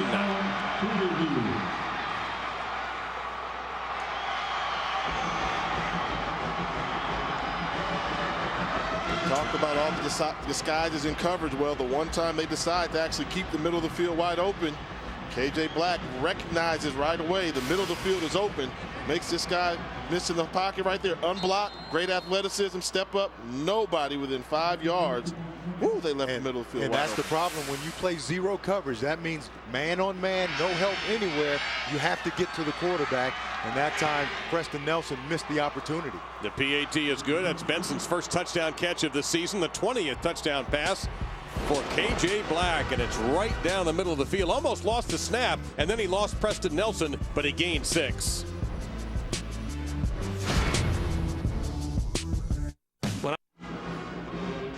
A 9-play, 82-yard drive in 3 minutes. Benson with a 21-yard touchdown catch, and KJ Black on that drive, 5 out of 7 for 69 yards and his 20th touchdown pass. They're very efficient. Take a look here what happened. You got the strong safety, Justin Borden, in no man's land. Anytime you get a wide receiver lined up on the safety, the wide receiver should win. He's got no help. One move to the outside. Yeah. Oh, it's like taking candy from a baby, And you see, the problem is when you have no help, you got to stay inside. And instead of staying inside, he takes that outside fake right there. The middle of the field is wide open. It's an easy throw and an easy catch. Good recognition. You know, one thing as a quarterback, once you can realize they're going to blitz you and not get to you, then you can feel comfortable because you know you got man-to-man coverage and you just find your best matchup on the field. And good job there by KJ Black and Justin Borden there. Hey, you can't give up the inside when you don't have help there. And you might be able to see how the rain has returned. We've had quite a bit of rain the last 2 or 3 hours here in Birmingham. It'll be with us for the rest of the afternoon. Kickoff taken by Harris. Has some room down the sideline. Makes a nice cutback at the 40 and falls forward to the 42-yard line. So great field position for the Bulldogs. Well, the Alabama A&M philosophy was let's make Prairie View play from behind. Be careful for what you wish for because Prairie View apparently can handle it. Yeah, and you make it easy when you play defense like that and play so much cover zero. And that's why they told us they don't like to play cover zero. They knew that their cover guys weren't that good. And they said when we do it, we've got to get to the quarterback. Everything worked right except for number 94 was Preston Nelson. He was unblocked, didn't make the play on Black. I think they need a new name for that. Cover zero just doesn't sound right. Yeah, well, that's what it is, and that's what it's always been. That means no help. You better hang on. And Ulysses Banks gets 8 to about midfield here, so second and short coming up. Under 6.5 minutes remaining. The winner gets the Eddie Robinson Trophy. Of course, coaching legend, one of the greatest of all time at any level of college football. And for Prairie View, we've talked a little bit about their history. Yes, that's the Prairie View that lost 80 consecutive games from November of '89 to September of '98. And at one point was actually on partial scholarships from 1996 to 2003. That has all changed. Trying to get to the first down. A good penetration that time by the interior of that line. Quentin Spears from his defensive end position, stopping Banks from reaching the first down. We mentioned how you talk about an up and down program, guys. In the 50s and 60s, this was a dominant football team, and the slide began about 1965-66. Yeah, they did. What a lot of people don't realize is when they had the longest losing streak in the nation, they weren't giving away scholarships. So they were playing in a conference that gave away scholarships, and they had a bunch of non-scholarship guys. And as the administration made a commitment to football, started to fund the scholarships, then they were able to at least get competitive, and Coach Frazier is taking the program over the top. And it's going to be a first down for Banks and more as he is finally hurled down by Cortland Marshall, the linebacker, but into Prairie View territory goes the Bulldogs about the 41-yard line. Well, here it is, September 26, 1998. That was the night that Prairie View broke their 80-game losing streak. That's them in the gold helmets. They defeated Langston 14-12 to snap that streak. They beat the Langston University in Oklahoma. I mean, wow, I just, 80 straight losses. Yeah. I couldn't fathom. Well, not anymore. And in fact, in this rivalry, they've won the last 4 meetings against the Bulldogs. But never have they played for anything as big as this, as nothing doing that time for Tony Green. Marshall came up with another tackle. This time it wasn't 8 yards deep. It was right around the line of scrimmage. Yeah, and running it down from the backside. Watch Cortland Marshall, number 33, come from the backside, right off the edge, unblocked, and is able to make this play, because if he doesn't make that tackle, looks like they might have a big gain over there. You could see the fullback, Roger Smith, had taken care of his man, JC. Yeah. That's a good point. That was a saving tackle. Loss of a couple there, sets up second down and a dozen. looked at Green, but this was a design for Mason. Flag comes in. Mason will get it to the 39-yard line if it holds up. Holding. Number 66 on the offense. 10-yard penalty. Second down. The only thing that was holding up there, apparently, was one of the linemen for Alabama A&M. That was Jamal Johnson-Webb. That's almost one of those unexcusable penalties there. You're talking about a quarterback draw. No need to hold. You just find a bunch of double teams on the line of scrimmage. If your man takes an upfield rush, you just pass him off. So mental error there, I like to call that. Even though it's a physical error, mentally you've got to know the play call and the play selection. Let the guy go. So now, 2nd and 22. It's time for Tommy Harris to step up and make a play. The big playmaker for Alabama A&M has been quiet, and they like to move him around. He's right there on the slot, standing right on the SWAC logo. See if they can get him in a one-on-one matchup. And he was open there for a second. He is looking back and begging for the ball. Instead, it goes to the sideline and wide open, caught at the 27-yard line, Rashad Johnson. And Johnson stepped toward the 30, then cut back and got it inside the 25 to the 22-yard line. It looked like a busted play, but somehow it worked out. Yeah, and a busted coverage. That's the problem. The corner from Prairie View, Moses Ellis, have no idea what he's looking at. He runs to the middle of the field here, can't make a play on anything, and just leaves wide receiver just wide open on the right down the sideline. I mean, it's unbelievable, and that actually was Anthony Beck was the first guy to him, but definitely a blown coverage. So from 2nd and 22, it's 1st and 10. And they keep it to Banks. Big hole, and Banks will get inside the 15, and he will drag a defender inside the 10. That was a Dingaboo who wrestled him down, but that's a big gain. 13 yards inside the 10, and another first down for a team that has struggled in the red zone coming into the game, guys. They'd only hit 50% for touchdowns in the red zone. Yeah, but again, when you only have 7 guys in the box, defensively, Alabama A&M can get a hat on a hat, and now just let a guy like Banks just find a crease and get down the field. Yeah, I mean, look at that box right now. They've got 6 guys in the box, and now Prairie View's going to adjust and bring in a 7th guy to the box. And A&M called the play earlier, playing around the line of scrimmage again. They could have run against a 6-man front. Instead, they'll throw toward the end zone, wide open. It is a touchdown. An easy play for Quentin Carlock. His 2nd touchdown catch of the season. We found one way to inspire the Alabama A&M offense. Have Prairie View score. They call it, it's like the response, right? If they were boxing, they would be considered counter punchers, right? But again, another blown coverage. I mean, they're trying to play zone here. It looks like they're trying to play cover 2, but nobody drops in the seam. And now it's just an easy throw. Carlock just runs right up the seam, and nobody collapses on him. So Lycia on for the PAT. And it is again a 4-point lead for Alabama A&M. So Prairie View scores, and the Bulldogs come back. The Panthers score, and the Bulldogs come back again. 2:44 to go, and Prairie View will get the ball with a couple of timeouts. Well, tonight's a huge movie presentation presented by Nissan and ESPN Films. 30 for 30, The U, presented by Levi's on ESPN Saturday. And by the way, guys, you can log on to ESPN.com for more information. Be a good night of football there. The Heisman Trophy, obviously, that's going to, probably be one of the closest races in history.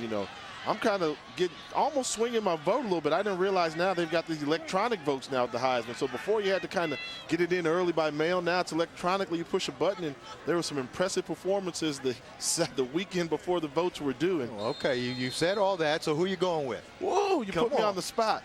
I'm actually going with Toby Gerhart. Oh, wow. I thought it was Ingram without question, but I think that Gerhart's going to get there. I'm sticking with Mark Ingram.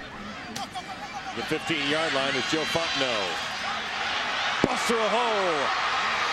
And again, Lycia got in the way. This time he didn't quite make the tackle, but the kicker for the 2nd time today has had to get in the way to prevent Prairie View from busting a kickoff. So they must have noticed something in film to be able to have success on the kickoffs.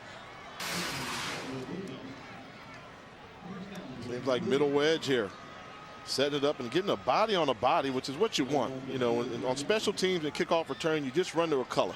You run to where you see your colors, the back of the jerseys to go, and you don't see that much red. Good vision there.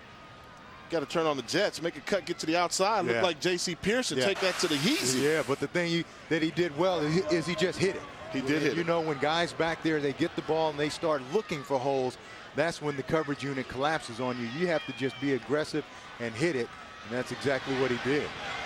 Black, a little bit of pressure that time from Maddox. Getting away, Maddox pursuing from the backside, and that pass will be incomplete at around the 28-yard line. Black buying a lot of time, but every step, either Maddox was in his face or coming up right behind him. But Black still had the poise to read all of his progressions. I mean, he was going to throw to the first choice, wasn't there. The second choice wasn't there. Third choice, he actually scanned the whole field. As a quarterback, you know, you're not supposed to have the ability to do that, especially with Jeremy Maddox breathing down your throat, but calm and cool under pressure. He's got a great poise about him. The transfer, K.J. Black from Western Kentucky. Now, one thing I noticed they do, guys, with Jeremy Maddox is he's moved around. He doesn't always stay on the same side of the field. Now he's to the right defensive line part for Alabama A&M, number 54. And he's well blocked this time as Black could not get to the edge. What a tackle in the open field by Julius Pruitt. Okay, J. Black came in as number 1 in the SWAC as pass efficiency. He was the offensive player of the year. How's he done? I think he's done all right. I mean, he's thrown a touchdown. We know he doesn't turn the football over. So for the season, 20 touchdowns and only 4 interceptions, and hasn't come close with throwing an interception here today. And started to push on the gas pedal when they need him to make a play. Mobility has been his strength today. They've had difficulty getting to him, and this is an A&M Bulldog defense that prides itself on pressuring the quarterback and getting sacks. They have not been able to get him down. They've gotten to him, but they haven't brought him down. Yeah, I think he's done a good job, especially making the good decisions, and that's why he comes in as a 71% completion thrower. You see, he can make all the throws. A wide open Asaje Ediai and lost the ball. Is he going to be ruled down or is it going to be ruled a fumble? And the line judge says nope, down. We'll take a look at this. Well, you know what? SWAC using replays, JC mentioned in the first quarter for the first time. And you see Black trying to get everybody lined up and get the snap so they don't have time for a replay. And hold on just a second. That may be what we're about to get because the line judge stopped the play. Or was it a timeout? Let's just wait for the referee, Anthony Johnson. We'll take a look at it. So you got a hit there, and looks coming like out. Oh, my. And how smart is Anthony Jones right now to take this timeout and give time to review this play. Now the question is, who recovered the fumble? Or the challenge the previous play. Now, again, this is the first time the SWAC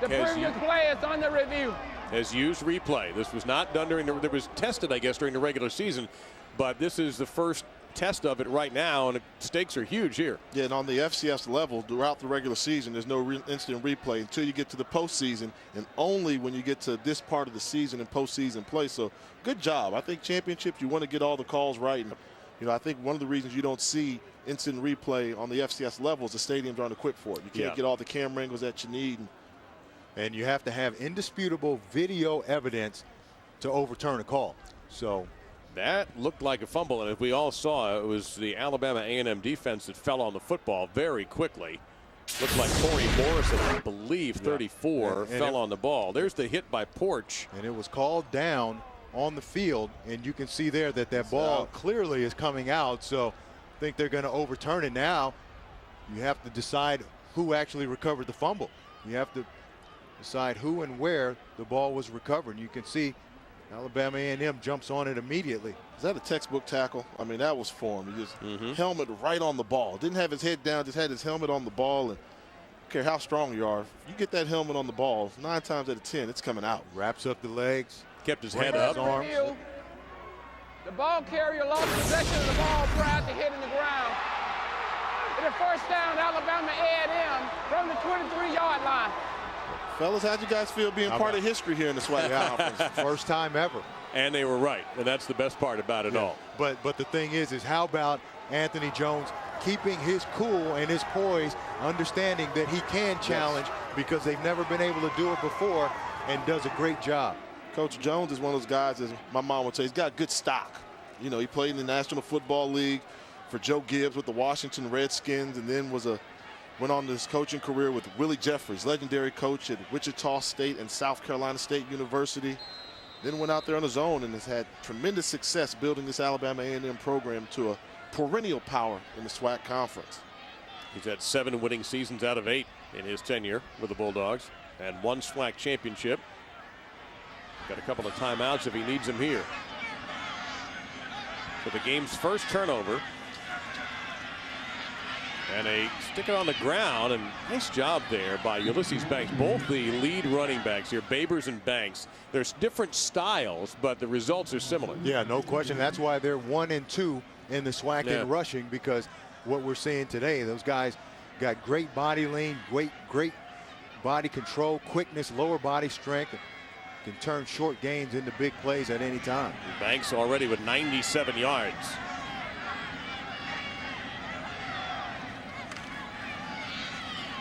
On the option, Mason. And Tony Green slips as he got to the marker. May have slipped on the marker. Baby. Oh, yeah. We going to shield. Oh, yeah. And coming up at halftime, the Prairie View A&M marching star. Little talk about the Heisman, and then the Alabama A&M marching maroon and white. And, of course, the guys in New York, Chris, Kirk, and Desmond, will be talking Heisman. So anxious to hear what they have to say about it. Yeah, I'm looking forward to halftime myself. The bands, that's a big thing. Yes, sir. In these games, and Jay's been telling us all about the bands for 2 days now, so I want to see it. They never disappoint. They never disappoint. While they take this measurement, we talked Heisman there. You put me on the spot, JC, so you're sticking with Ingram. Yeah, I'm going with Ingram. I think that he's done a good job. He's been consistent all year against top competition and on the big stage. Last week, the big stage, him and Tebow, Florida, Alabama, and I think he played well, and I think he's going to win it. But what got me with the point I was making about electronically was the most dominating performance of the last college football weekend was by Ndamukong Suh. Yeah. I'm sure there were plenty of people that said, hey, this is the best guy I've seen. And I think those that were going for Gerhardt were going for him all along. You weren't changing them, and you had the battle between Ingram. So that's why I'm thinking there's something fishy in the air. But, you know, it's really amazing to me. Here we are at Legion Field, where Alabama and Auburn used to play Iron Bowls, and there was a lot of history there with the Bear. That Alabama's never had a Heisman Trophy winner. Yeah. That amazes me. That is amazing. I just can't believe that in their history with the talent they've had there. But, you know, if it's what it's supposed to be, the best player in the country and the most dominant player, like you said, I think Sue's that guy. Whoa. Well, we've got whistles here, so come on back, Deontay. Yeah. Rejoin your teammates. Wow. It was 3rd down and very, very short. And what was the whistle for, though? Well, there's a dispute on the spot. I mean, there was no call. They just blew the whistle. No flag. Blew the play dead. I mean, it's not like he was held up or anything. He just shot right through. I wonder if they're saying that the official possibly didn't have time to set the ball. Well, they were out of the way, though. Yeah. And the ball was there. Oh, that's strange. And now we have more whistles. Another one. Blow the whistle. And no flags. Looking around, there's nothing like that. No substitution infractions or anything that I can see. So usually when you have these problems, it's an issue regarding the play clock. Please reset the game clock to 46 seconds. There you go. That's the problem. So they're going to add some seconds. There you go. Everybody's happy.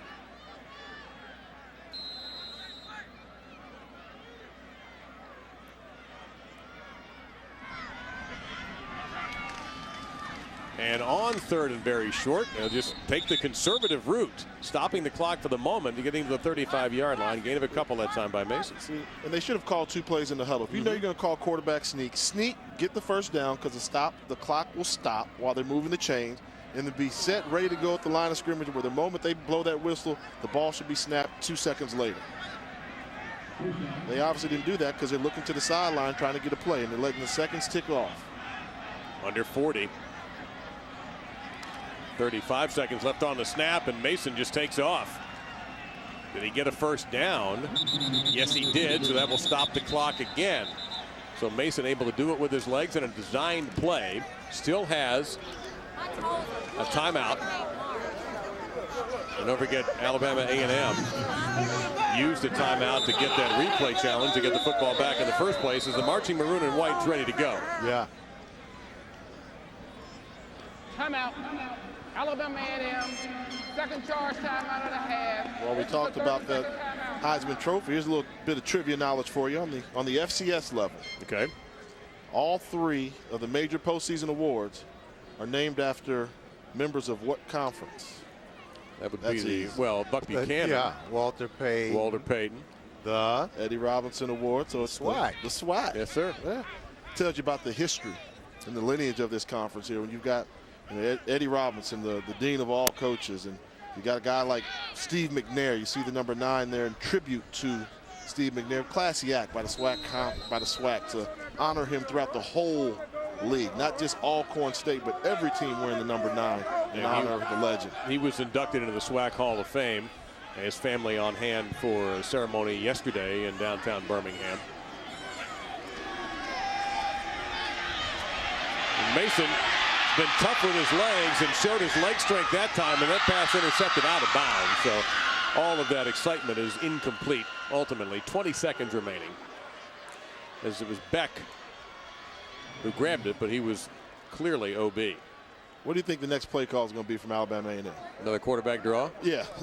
when your quarterback gets a little razzled and almost throws an interception 20 seconds to go before the half, all right, we'll go ahead and come out in the second half and fight. I think they'll get real close to the best. Yeah, especially selection. Yeah, especially with the lead. They'd be ecstatic right now to go into halftime with the lead over Prairie View. So they don't want to do anything here. I don't think that can jeopardize that. And they do inadvertently. Wow. Just a straight handoff. The clock will stop with 14 seconds to go, and Quentin Spears has the football, we think, for Prairie View. They were trying to deflate the football, just run it out as you talked about, JC, and we had discussed. And you can't run your lead play to your running back here, just on the exchange. You see, he never even gets the ball. It looks like the ball hits him up in the shoulder area. No, hits him right in the chest. He just never. His hands ready. Yeah, he didn't. Just never closed in on the ball. So Spears winds up with the fumble recovery. We've got 14 seconds to go. That's his second fumble recovery on the year, and an honor roll student Spears is. Let's see what KJ Black's plan is. He looked like he was looking pretty deep there initially. He's going to run out of time here in a second. We're down to 5 seconds. And Black gets it to the 41-yard line. The clock will be stopped with 2 seconds on the scoreboard clock here. He did not get a first down. And that is a bad decision right there, obviously, by KJ Black. You've got to get rid of that ball, understand the situation, know that there's only 20 seconds left. If you don't have anything right now, throw the ball away, stop the clock, and now you can live to run 2-3 more plays. But doing this right here, you're not going to score. You're not going to get in field goal range. Just get the clock stopped. Well, I guess it'll be everybody into the end zone here. That's the only chance they have now, just to Hail Mary, throw it up, and hope for the best.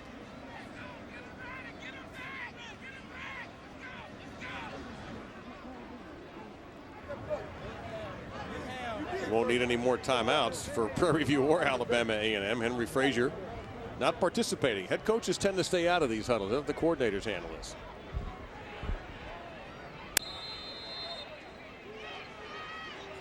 So KJ Black, he's got Osaje Ediai, Sean Stevens, certainly Anthony Whedon down there, number 1. So they're going to fly 3 receivers from the right side. You always got to be leery of that guy on the left by himself, don't you? And what you're taught as defensive backs on the back end is just knock the ball down. Don't try to intercept it. Don't tip it around. Knock the ball down. Toward the end zone, and it's exactly in the J.C. Pearson book of football that there is a flag down on the second eye in Birmingham at the 49-yard line. Holding on the offense, number 75. Penalty decline, halftime. I think both coaches are probably happy to get out of the cold rain and to get in there and make their halftime adjustments. But it's Alabama A&M halfway to a SWAC championship, would be their second in this decade. They won this in 2006. The challenge to knock off the team that was 7-0 in the SWAC. And right now, Alabama A&M is halfway there to the Eddie Robinson Trophy. The bands are coming up.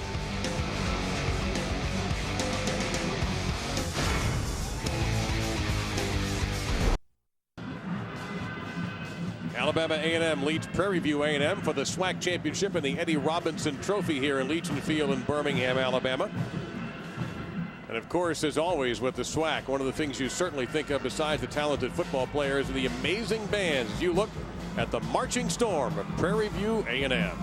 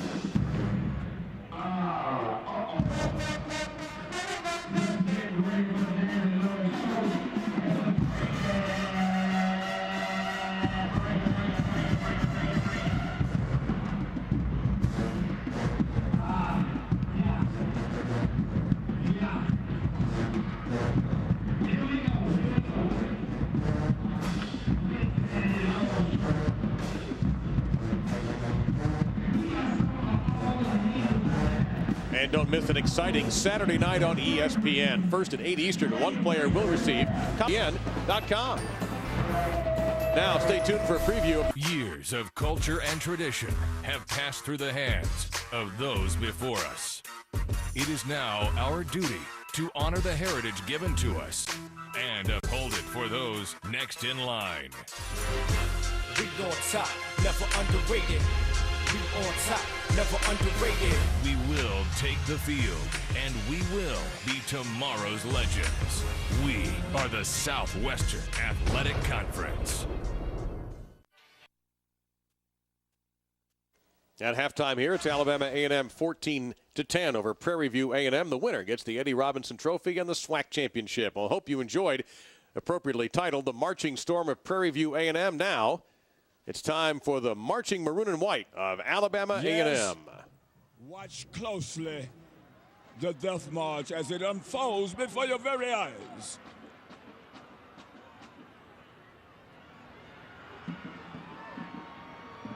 Be gentle, Maroon and White, be gentle.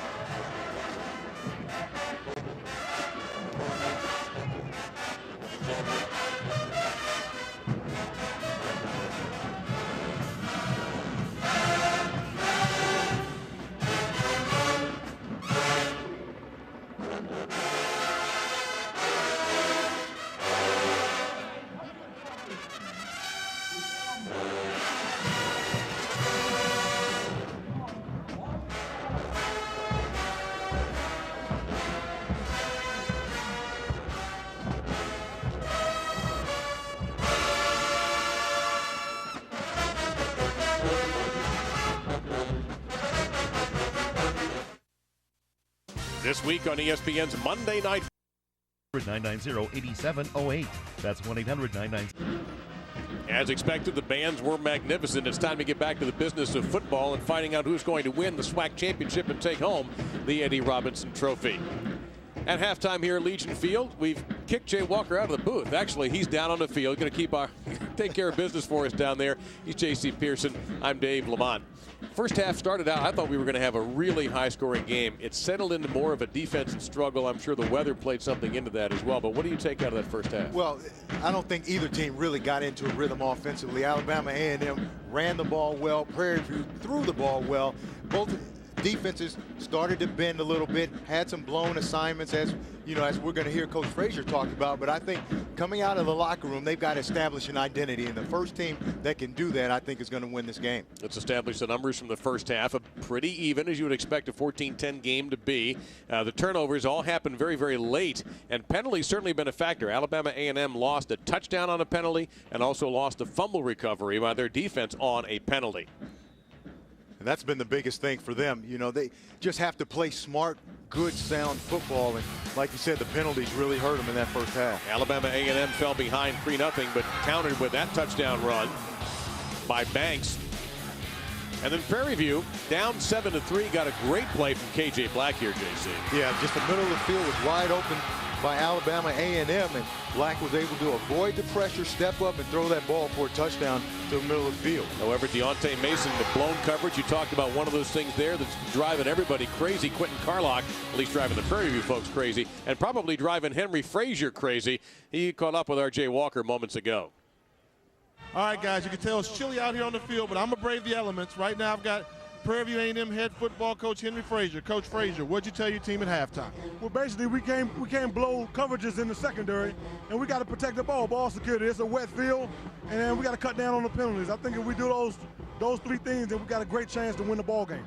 You also had to deal with the ejection of your starting right tackle, Bluford. What adjustments did you make? Well, we went back to Bland, who started all of last season and started the first half of the season. So, Bland is a starter. He's just going to have to get the job done.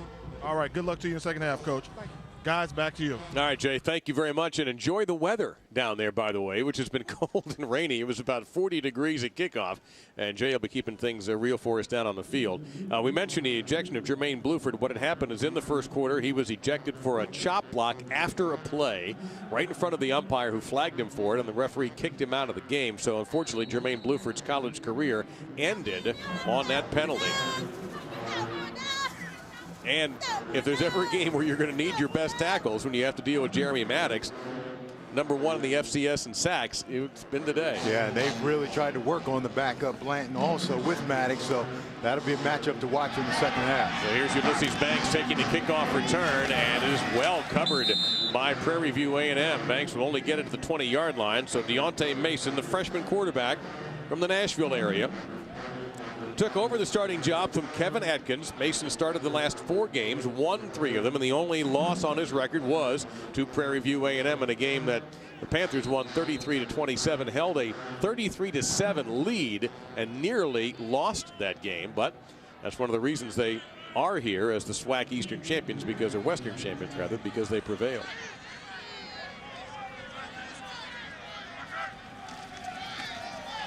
So on the ground straight ahead is Banks, and not a whole lot there.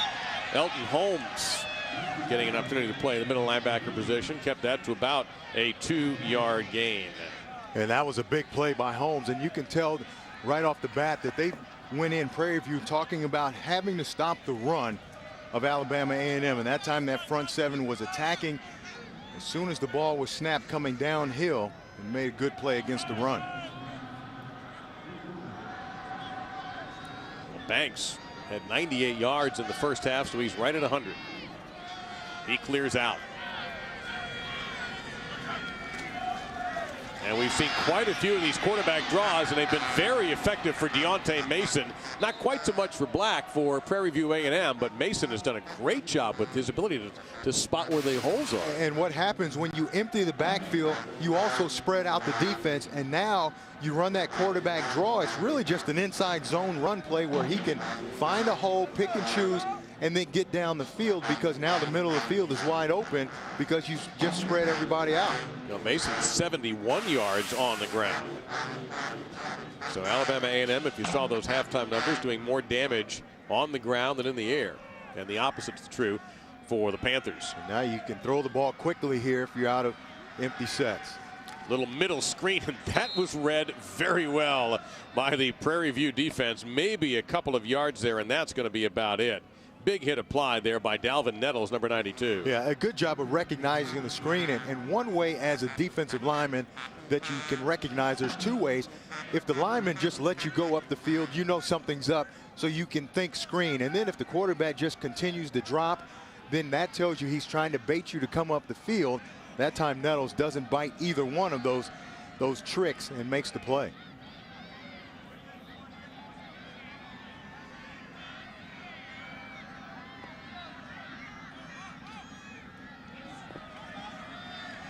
Drifting right. Takes a shot toward the sideline. That is caught. And that is Thomas Harris. And he had a relatively quiet first half. He is the leading receiver for this team. Has over 200 catches in his career. And Jay had mentioned to us, and I know you agree, that I think it would be important for Alabama A&M to get him more involved in the offense. No question, but they only threw the ball 9 times the entire first half.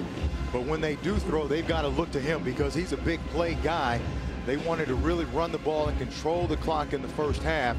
But now when you really want to get going, get things going, you've got to be able to be, you can't be one-dimensional. You got to be able to do both things, and Harris is the guy they look to when they throw it. That's just his second catch, only 17 yards so far. And he's got single coverage down here at the bottom. He's number 81 looking in that direction, and instead it's thrown to Johnson, who made a terrific catch. He'll get inside the 20 to the 19-yard line. Rashad Johnson. Again, I talked about single coverage. So you're in man coverage, you just throw the ball. They just run 2 go routes, 2 seam routes. It's man coverage, and you just throw it up. The defender never sees the ball. You can see the defender never turns his head around. That's Moses Ellis, number 6. So if you never find the ball, you're at the mercy of the offensive player. Rashad Johnson does a good job finding the ball. This drive began for the Bulldogs at their own 20. They're inside the Prairie View 20. Handoff, big hole for Banks. And he gets to about the 12-yard line before Madingapu makes the stop, the safety out of the Miami area. And the flag is down. Holding on the offense. Number 73, 10-yard penalty, first down. Now we mentioned penalties plagued both these teams all during the season in FCS penalty yards.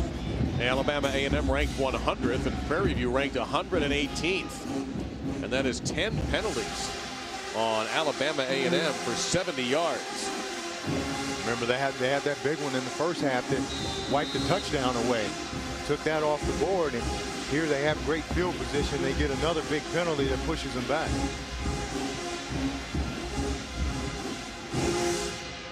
Pushed them back all the way to 2nd and 20. Make it 1st and 20. Tony Green, the tailback.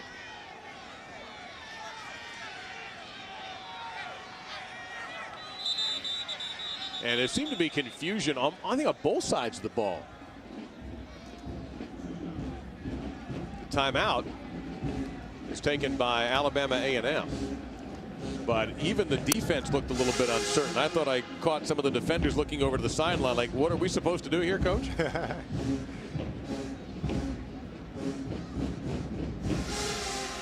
Hushman Northern is the defensive coordinator for Prairie View. He's up in the booth. Oh, excuse me, he's on the field. And also down on the field would be Jay Walker. Jay, first off, the conditions and what it must feel like down there. It's very icy. You can tell I'm trying to bundle up as well as I can, but you can kind of get used to it a little bit there. But the field is getting very slick. If these players aren't careful and don't cut off the wrong foot, they're going to do a lot of slipping. And had an opportunity to talk to Coach Jones, and Coach Jones in the driver's seat, he said, if we stop hurting ourselves, this game is ours. He was talking about penalties, and you just saw it in the last drive. Penalties have been holding back the Alabama A&M Bulldogs. Yep, 10 for 70. And they're already in 1st and 20. Not already, but looking at 1st and 20. We have another flag down here as that pass is overthrown. It looked like Prairie View might have been offsides. Jameel Lavin in for Charles Alston, who tweaked an ankle. Actually, not tweaked. His ankle got rolled over in a pileup, and he has not returned. So Lavin getting the opportunity to play. Offside, defense, number 95, 5-yard penalty, first down. So penalties becoming a dominant factor in this game.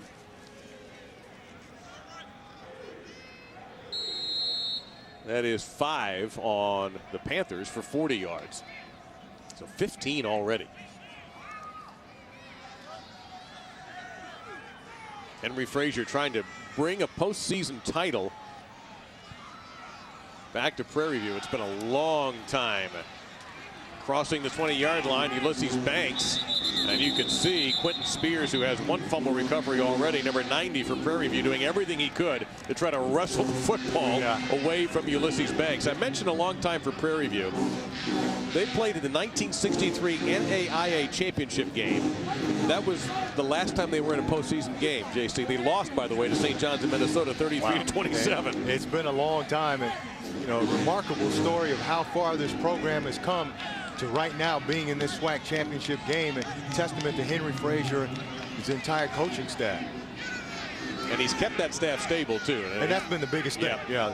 Same coaches teaching the same things to the kids over and over for the last 5 years.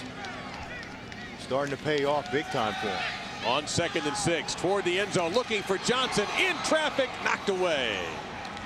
Into double coverage, but Johnson had a chance to catch that one. Yeah. 3rd down and 6 coming up. And you see Johnson pointing up to the sky, meaning throw the ball up, get some air on it, get that ball out of your hands right now, give him a chance to run under the ball.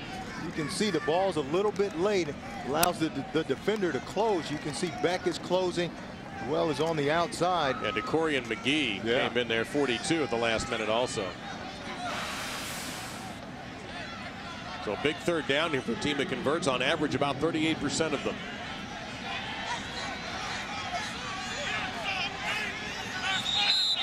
Whoops. Got your choice here. It looked like they wanted the guard to pull, JC. Just not that soon. Yeah, exactly. Offense, number 73. 5-yard penalty. 3rd down. Yeah, he had his choice of a couple of guys there. But you can see right now, coming out of the locker room, it doesn't seem like the concentration is there. You know, maybe the weather, the cold weather and the rain, you know, guys aren't as focused as they should be, because some of these penalties that are happening shouldn't happen. The offsides, the false starts, things of that nature, especially right now. You can see there's a couple of guys. Jackson, 73, moves. 66, Russell Jackson, he moves also. So they had their pick there. And hold on, whistles blowing yet again. And this time, Prairie View takes a timeout. Are we going to say? Timeout. Prairie View University. First So the concerned look on Henry Frazier's face. His defense trying to keep Alabama A&M out of the red zone and out of the end zone. There's your score and time here at the SWAC Championship. Alabama A&M facing 3rd and 11 from the Prairie View. You can log on to ESPN.com for more information. So interestingly, both teams have taken a timeout. We haven't even gone through 5 minutes of the 3rd quarter yet.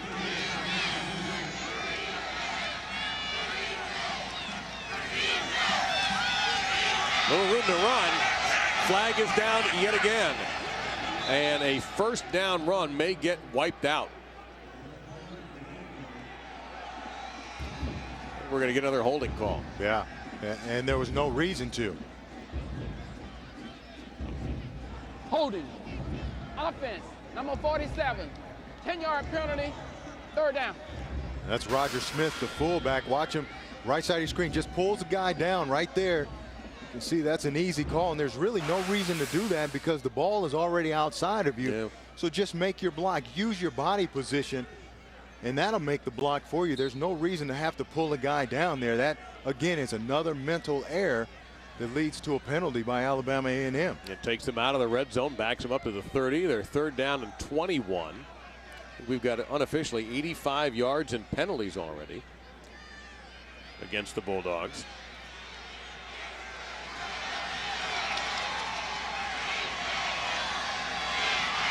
And Mason on that design draw play gets it inside the 25 to about the 24, maybe the 23-yard line. Quentin Spears in on the stop. So you've got Jeremy Lycia, who is the all-time leading scorer in Alabama A&M history, on try a field goal.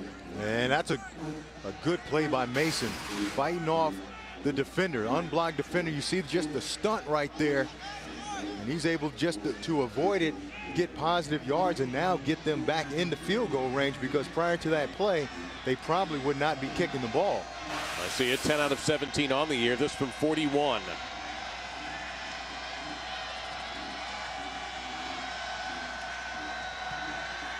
And you can see that he got that one low and snap hooked it. So 10 out of 18 on the year, and Prairie View holds. And again, penalties, a major factor for Alabama A&M, or I should say against Alabama A&M. No question, and you can probably attribute 10 points to penalties that have come off the board, because this field goal would have been a lot shorter, a lot more a makeable kick for him. And then again in that first half, the 7 points came off because of a holding. Now, this might be the final game in the SWAC this season, Jay Walker, but it doesn't mean that the news doesn't stop flowing out of this conference, does it? The time of year where you get postseason accolades, and unfortunately you got some coaches that won't be returning to their schools next year. The big news is the Offensive Player of the Year is the second-team All-SWAC quarterback, KJ Black. Offensive Player of the Year, second-team All-Conference, who figures? And on the defensive side of the ball, Grambling defensive end Christian Anthony was the Defensive Player of the Year, fantastic football player. And the Dean of the SWAC coaches at Southern University, Pete Richardson, no longer the head coach at Southern University. I'm hearing they've tried to reach out to former Grambling legend Doug Williams. I don't know how that'll work in Baton Rouge. And also, Buddy Pugh was rumored to have this job or be in the hunt. Nah, I think he's staying at South Carolina State. Guys, back to you. Well, he's got a good thing going there. And by the way, this brings up something interesting from the Prairie View point of view. Is their opinion is if they win this game and win the SWAC, they'll also win the National Black College Championship. Yeah, I think that's what they're saying. And unfortunately for Prairie View A&M, they thought if we have an impressive performance, we can leapfrog South Carolina State. South Carolina State is the #1 ranked team in Black College, with Prairie View at #2.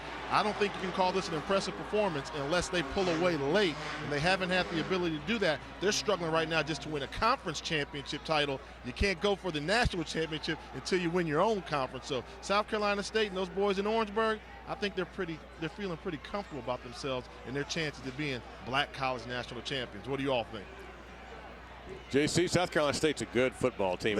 They play some tough teams outside of FCS as well, as we're looking, by the way, at 3rd and 7 after the tackle by Maddox. And I think if Prairie View has a chance, because that is a poll of voters, they've got to be impressive today in this second half and really open up this ball game. It doesn't look like right now they're able to do that. But speaking of open, look at the room for Whedon. There wasn't anyone near him when he caught the football, and he will get a first down for Prairie View A&M inside Bulldog territory to about the 44-yard line. Yes, there is no, and hopefully I'll do this correctly, HBCU BCS. It is all voters' opinions when it comes to that. So Michael Jason comes into the tailback spot. There was a 16-yard gain on 3rd down and 7.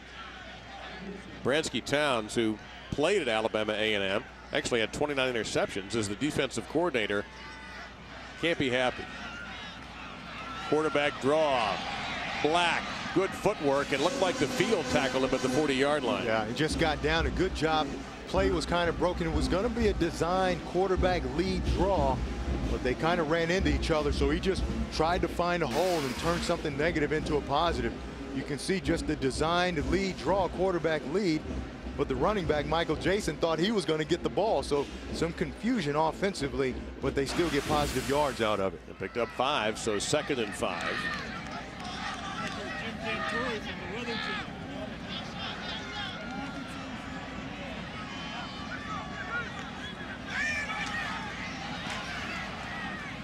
On a rifle to the 28-yard line, and there's a flag. The pass was incomplete, trying to get it to Sean Stevens. Coverage was pretty tight there, JC. I don't know from here if I saw anything improper. Let's take a look. They just run this little curl route. That's close. It's Maurice Thomas on the coverage. Maurice Thomas, watch his left hand. You see his left hand around the waist as his right hand was trying to strip the ball away, and that's what they got. And anytime from the back end, if the official can see that left arm wrapped around your waist, they're going to get you. Number 36. Ball will be placed at the spot of the foul for an automatic first down. And there's a definite theme developing here throughout the game. Penalties and Alabama A&M, and what a problem it has been for the Bulldogs. That is penalty number 11, 95 yards.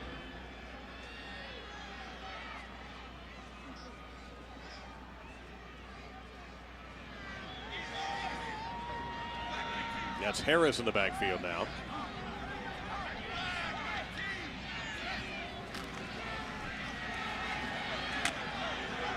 Not much of a gain that time for K.J. Black. Preston Nelson in there, freshman from Bessemer, Alabama. Minimal gain, maybe a yard. And Babers into the tailback position now. It's funny, we were looking at the stats, JC, and Babers has only 25 yards, and I thought he'd have about 200 by now, as quick as he has looked and as exciting a player as he is. Yeah, and only 5 or 6 rushes in that first half. They've got to get him the ball and give him a chance, whether they hand it to him or throw it to him. He's got to touch the ball. And that pass just simply has to be caught. Dropped at the 16-yard line by Stevens. Sets up 3rd down and about 9. And that time Babers was in the block and then snuck out as a safety valve. Yeah, and Alabama A&M trying to get some pressure. So they bring the backers inside, but then they void the middle of the field. You can see it's wide open, but the ball just thrown a little bit behind the receiver. Sean Stevens is not able to make that catch, but that's a play that's got to be made. Wet conditions here in Birmingham. It has been raining almost steadily for about 4 hours and will continue to rain into the night. And cold, as you can see the breath on some of the players as they're breathing heavily under these conditions. Black, plenty of time. It's caught. That's a 1st down and more. Inside the 15 to the 13-yard line, Osaze Ediai. And the middle of the field is wide open. Now they're keeping a safety deep middle, but the short middle of the field is wide open. They're voiding that zone. And all those linebackers, they're bringing one backer, and then the other guy is shooting outside to the curl, and the middle of the field is wide open. So if Prairie View continues to attack that, they should have a lot of success. That's Maurice Thomas, who's being tended to by the trainers. A couple of big 3rd down passes by K.J. Black also. They've hit 2 huge 3rd downs, have been helped by some penalties to keep this drive alive. They're inside the red zone. There may be a chance to take the lead for the SWAC Championship.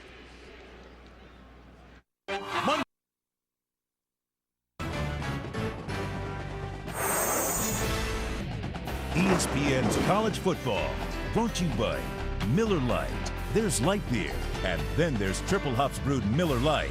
Taste greatness.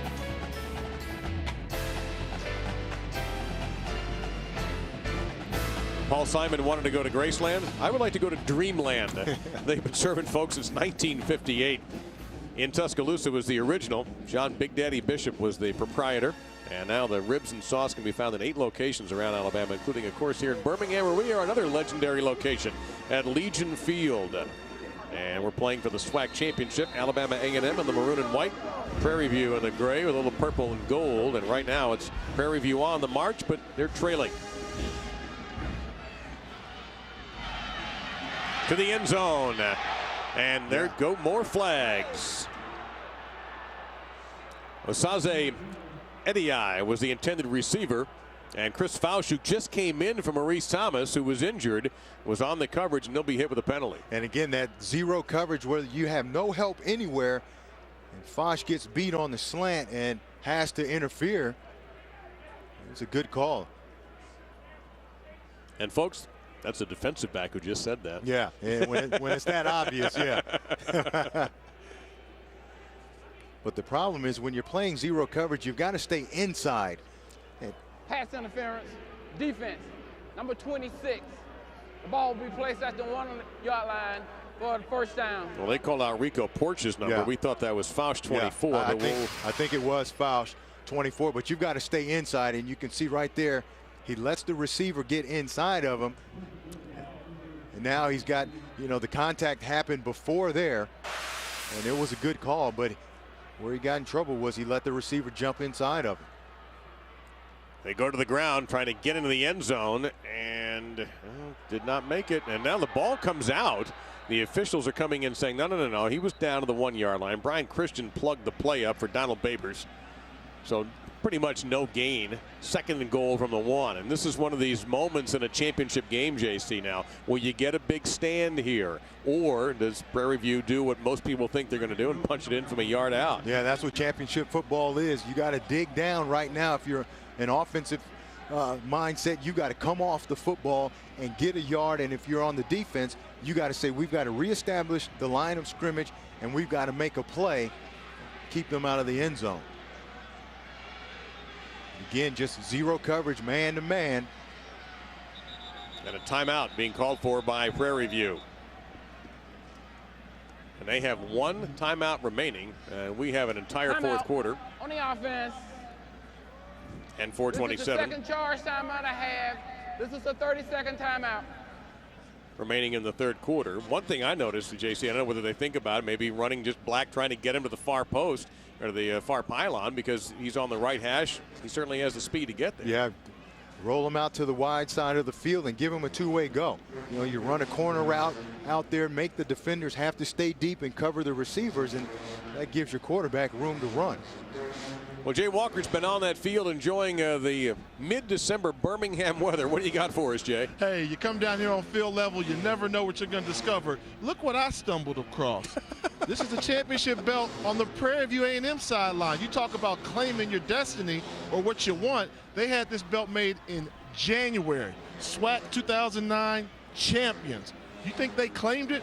Kind of stylish, too. Does it go with the outfit? I'm glad I wore brown and tan and a little bit of gold, a little bling-bling. What do you know? Actually, it's because you have those neutral colors on. It works very well. Looks like one of those WWE guys. Oh, yeah, baby. I'm the macho man. 2nd and goal. Babers, he's across. Touchdown. Prairie View takes the lead.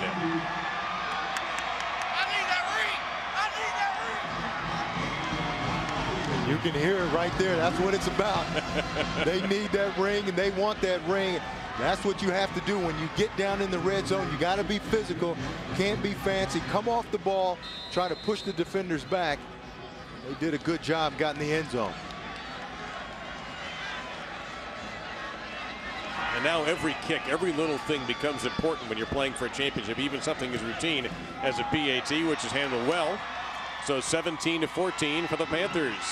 They have retaken the lead, but every time Prairie View has scored, Alabama A&M has scored on their very next drive. We'll see if that trend continues.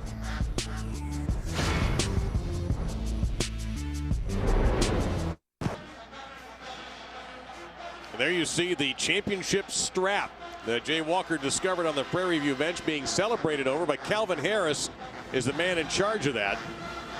That's confidence. Yeah, well, everybody has a goal going into the season.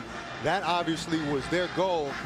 They put it out there early, and as the season progressed and you get closer and closer to that goal, now it's right in front of you. You bring that belt down and say, hey, here, this is what we talked about all year long.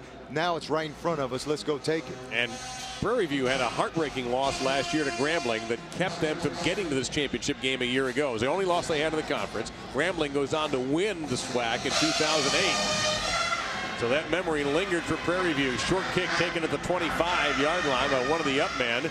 And that's a very good return of about 18 yards to the 43-yard line. So Alabama A&M, we've had 4 consecutive lead changes in this game. That was Kadarius Lacey who picked it up. And that Prairie View drive, by the way, went 76 yards, 10 plays in about 4.5 minutes. And Babers capped it off with a 1-yard touchdown run.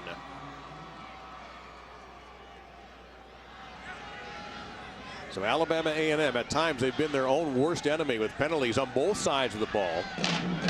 Interference penalties, penalties that have cost them a touchdown, penalties that wiped out a fumble recovery. And that happened in the first half.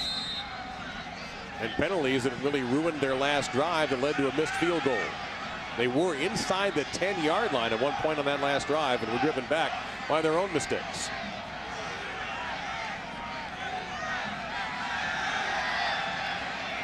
Mason. And a clever throw into Prairie View territory, caught by Anthony Mitchell, a senior from Oxford, Mississippi. And that'll be a first down. Nice play there by Mason. I thought he was going to run. Yeah, it was. And to be a freshman and to keep your poise, normally when young quarterbacks pull the ball down, they're pulling it down to run. But you see, he keeps his eyes up, makes sure he stays behind the line of scrimmage and throws that ball down the field. And that's Shows a lot of poise by Dante Mason.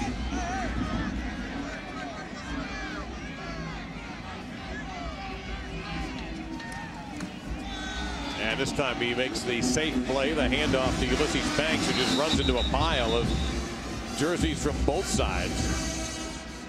Not much of a gain there, maybe a yard. You know, and Banks is a guy that, you know, we talked about Babers on the other side having to get more touches. Banks for Alabama A&M has got to get the ball more. He leads the SWAC in rushing.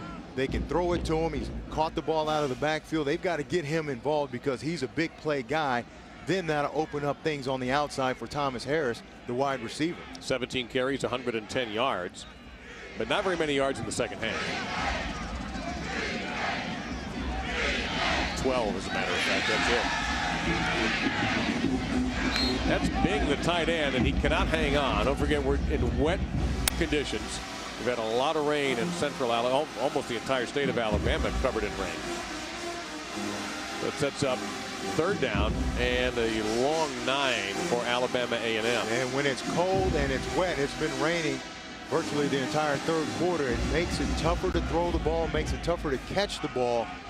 So your passing game suffers a bit, and that's why they've got to get Ulysses Banks going a little more in the run game, or just those short screen passes to him.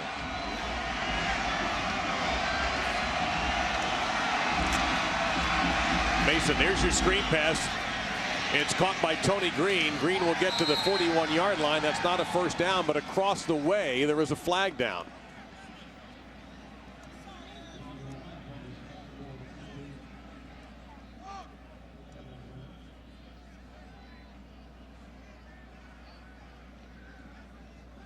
And the stadium got real quiet as we're waiting to hear from Anthony Johnson, the referee.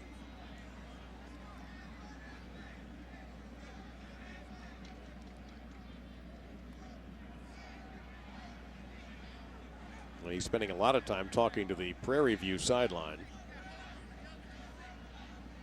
They did not make the first down. Holding. Ooh. On the defense, number 6. The foul was on the eligible receiver, therefore this is an automatic first down. Moses Ellis caught holding there. Wow, and then that's on the opposite side of where the play was going. They were running a screen play to the left, and Moses Ellis is on the other side of the field, the far side, so there's really no reason for him to hold over there. So the change will move. Now, we've talked quite a bit about Alabama A&M hurting themselves with flags. That one really hurts Prairie View because it was going to be 4th down. And it would have been an interesting decision whether Alabama A&M might have gone for it or just tried to punt and play field position. Oh, no, they would have had to punt the ball. Would have been a bad decision to go for it there in 4th and long. They would have had to play the field position game. But like you said, that was a huge penalty. Now they get a fresh set of downs from the 30. Been watching the Patriots lately? Yeah, it hasn't worked out too well for them either. To the end zone, jump ball, and that's clearly out of bounds. So 2nd down and 10 coming up. And you know, the thing about Mason, especially on his deep balls, he seems to be a little late on them. He waits for his receiver to get down there and then he throws it. That allows the defenders time to make up the difference. And you see here, this ball is clearly way out of bounds, but if you're going to throw that ball down the field, you see how his receiver has to stop anyway. You want the receiver to continue to run and run away from the defender on those routes. He just ran out of room that time. He had the sideline as an extra defender. And, you know, coming in, passing was not his strength. Only 54% completions, 6 interceptions, only 5 touchdowns. What his strengths are is using his legs and buying some time, making plays and creating.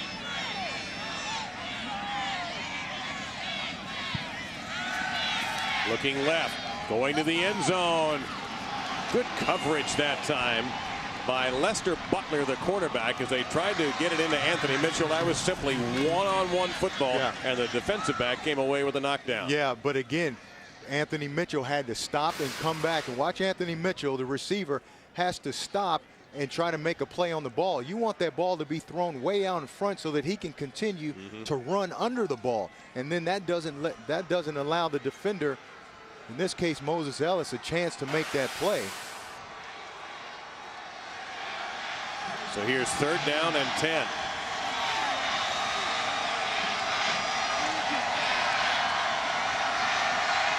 can see how Prairie View scrambling their defense around. This is not a player with his hand on the ground, and they appear to be offsides. So this gain to the 25-yard line will be short of the first down. Rashad Johnson made the catch, but it's more than likely going to be an offside penalty on the Panthers, and so it'll be 3rd and 5 instead of 4th down and short. There's the call, officially offside. Yeah, and sometimes when you try to do too much, you end up tricking yourself. And with Prairie View, they're trying to do a lot defensively, jumping around and trying to confuse the offense and the blocking assignments, but now you confuse some of your own guys and Offside. you get guys offsides. Defense, number 52, 5-yard penalty, 3rd down. Let's go to our quarterback on the sidelines. Jay, what about Dante Mason's throwing style? Two things I'm noticing here. On field level, you see it's not even a 3/4 delivery style. It's almost like a halfway up, a half motion delivery style. And the reactionary time, JC, you hit it on the head. He is reacting instead of reading his coverages, and that's why those deep throws are late. The wide receivers are getting by these defensive backs by 4 or 5 yards, but he's holding on to the football too long late with his decision. His decision here is going to be to run, and that's a wise one as he gets inside the 20-yard line and gets the first down.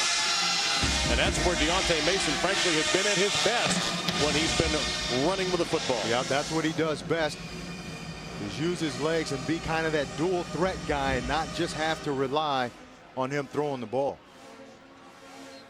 So back inside the red zone, this is where the Bulldogs ran into trouble the last time they had the football. They basically penaltied themselves out of a touchdown opportunity. And, you know, surprisingly, though, Prairie View has only allowed teams into the red zone 20 times the entire season.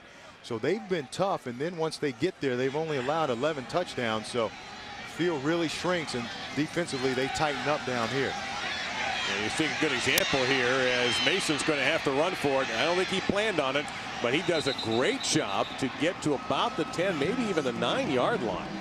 Excellent run. Well, you know, you run that stat, and you throw the fact that coming into the game, Alabama A&M had only hit 50% of touchdowns in the red zone. Yeah, and watch him break a couple tackles, and we've seen him do this all game where he's big enough and strong enough to run through guys, especially those arm tackles, and then turns a negative play into something big down the field. And that was a huge play. Even though it only gained 9 yards, it was big because of where they are on the field. You see Mason's numbers on the day, 9.5 yards per rush. Did not get the first down. Clock under 1:15 in this 3rd quarter. Playing for the Eddie Robinson Trophy, and the 4th timeout called in this quarter. 2 by each side. Well, this week on ESPN's Monday Night Football, the top team in the NFC West, Arizona, led by Larry Fitzgerald, taking on San Francisco. Can Frank Gore lead the 49ers to victory against their division rivals? Cardinals, Niners on ESPN's Monday Night Football at 8:30 Eastern. Coverage begins with the... We saw him go on that run last year in the playoffs. And, you know, now is the time of the year where teams really start to separate themselves in the NFL. You got to get on a roll in December and take that into January. You want to get to the Super Bowl. Arizona right now is playing their best football of the year. Anthony Jones hoping he can get his best football of the year out of his team in the last 16 minutes and 9 seconds of playing time left. He's got 2nd down and about a yard.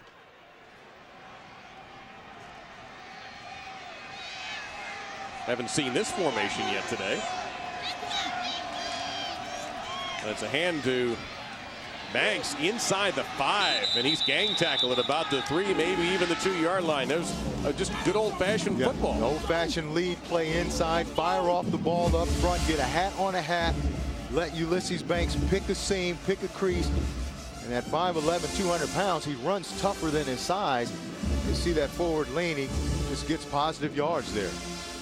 So 1st and goal, under a minute in this 3rd quarter, and the trend may continue. Every time Prairie View has scored, Alabama A&M has come back on the very next drive. 2 tight end formation this time for the Bulldogs.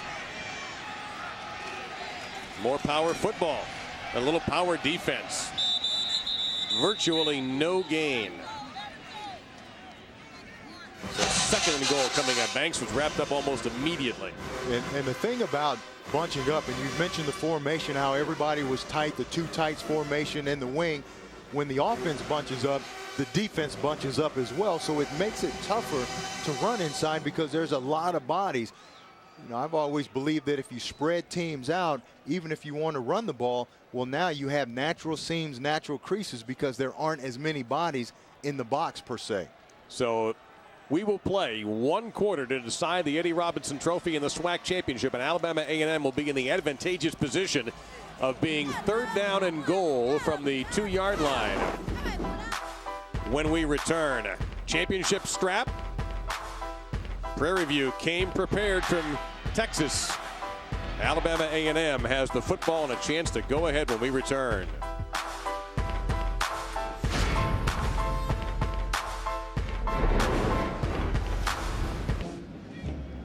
So we are a quarter away from determining the SWAC champion to find out whether Prairie View was right to make up a championship belt 11 months ago before the season started. Alabama A&M trying to win their first SWAC championship since 2006, their second in this decade. We only had one touchdown, JC, in that third quarter. It was on the Prairie View A&M drive. Yeah, you see the ball here to KJ Black, but then the pass interference, and there were a couple of them by Alabama A&M on that particular drive, and just sets up Babers. Just that inside power run gets into the end zone.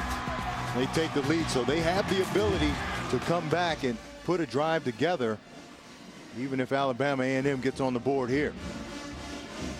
2nd down and goal from the 2-yard line for Deontay Mason.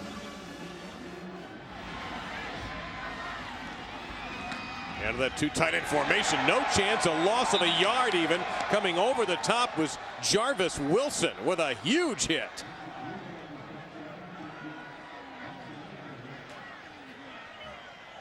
Big play by Wilson. But watch inside. Great job right there initially by number 30. That was Elton Holmes, the linebacker. Watch him fill in the hole right there and then takes on the linebacker, Roger Smith. And that's what stuffs the ball carrier. And now they just clean it up. But Elton Holmes, even though he doesn't get credit for the tackle, was the guy that made the play. And Banks is out of the game because his helmet got knocked off. And now, because of the situation with the clock almost at 0, Alabama A&M will have to use their final timeout. And that could be big. It's the start of the 4th quarter. The look on the face of Anthony Jones says it all.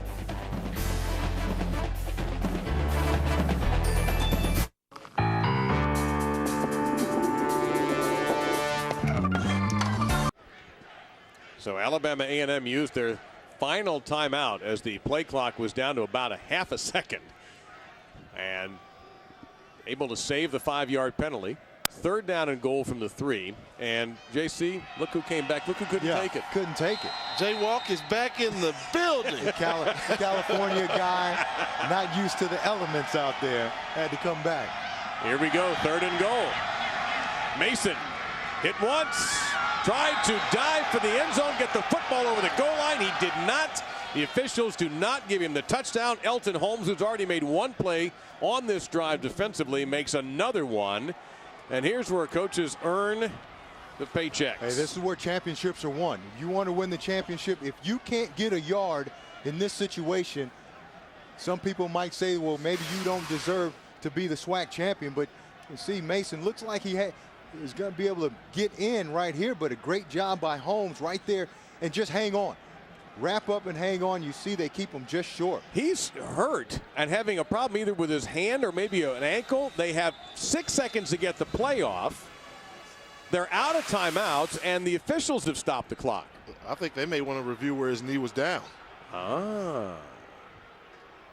The previous place is on the review.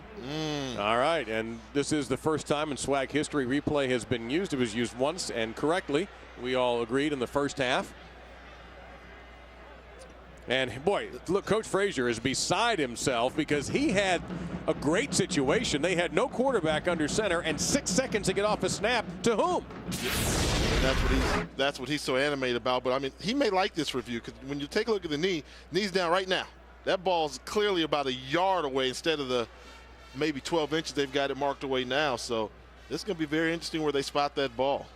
Well, I'd say you spotted about 5 inches, 6 inches away, but it's pretty clear that he didn't make it. Now you see afterwards he kind of shoved it across the goal line there, but this is the best shot, I think. Yeah, he's clearly down. The ball never even crosses the goal line, never even breaks the plane, even when it's down there. So. You were teasing me a little bit, JC, about coming in the booth, couldn't take it anymore. You know, I'm honest. I'm just not hungry anymore. The ruling on the field is confirmed. It's 4th down. Is that the same as being soft? Not soft, but, you know, when you and I, when we were college athletes, you know, we'd run through a brick wall, whether it rain, sleet, or snow. Well, been there, done that. I'm not dumb enough to do it anymore. So I got smart. I come up here where it's warm. I'll tell you what, I don't want to use the word bailout here, but I'm not talking about now. I'm not talking about you. Well, that too. But what just happened here has saved Alabama A&M possibly from losing yardage or having a disorganized play. They can call an organized play here and get the touchdown. Oh, this may be reviewed. That was a very quick approach for the touchdown signal. Signal came from the official at the top of the field, on, ironically, the Prairie View sideline. And I don't think Mason makes it without the help of Roger Smith. Fullback 47, I think that extra push by him is what allowed Mason to get in. And I believe this one. Well, you have a new toy, and just like all the people at Christmas time will be playing with their toys, the SWAC's going to play with theirs. You know, if you consider he needed 6, he's in there pretty quick. He's in there, that push by Roger Smith. By Roger Smith. And that's something Smith has been doing all day. He's a traditional fullback. You don't see him like that anymore. He wants to go out there, be a lead blocker, hit people, push. You rarely see that in college football today. You're not allowed to do that, though, that's illegal. I hate to be the fly in the ointment here, but you're not really allowed to do that. No, but very rarely is that called. Remember the Bush push, the SC Notre Dame game where, you know, Matt Leinart got into because of Reggie Bush, and that wasn't called, just like this one wasn't called. But the key thing, you know, through it all is championship. You know, you got rings on the line that somebody's going to have for the rest of their life. You just want them to get the call right. And that's why I'm a big fan of instant replay. Or is it politically correct to say official review? Yeah, either way. Henry Frazier's not a fan of it. Still upset. Not right now, anyway. And if he could come up to the press box and yell at the replay official, he would. I think he would come up here and yell at you right now, Dave, if he could. Yeah, I probably deserve it. The ruling on the field is confirmed. Touchdown, Alabama A&M.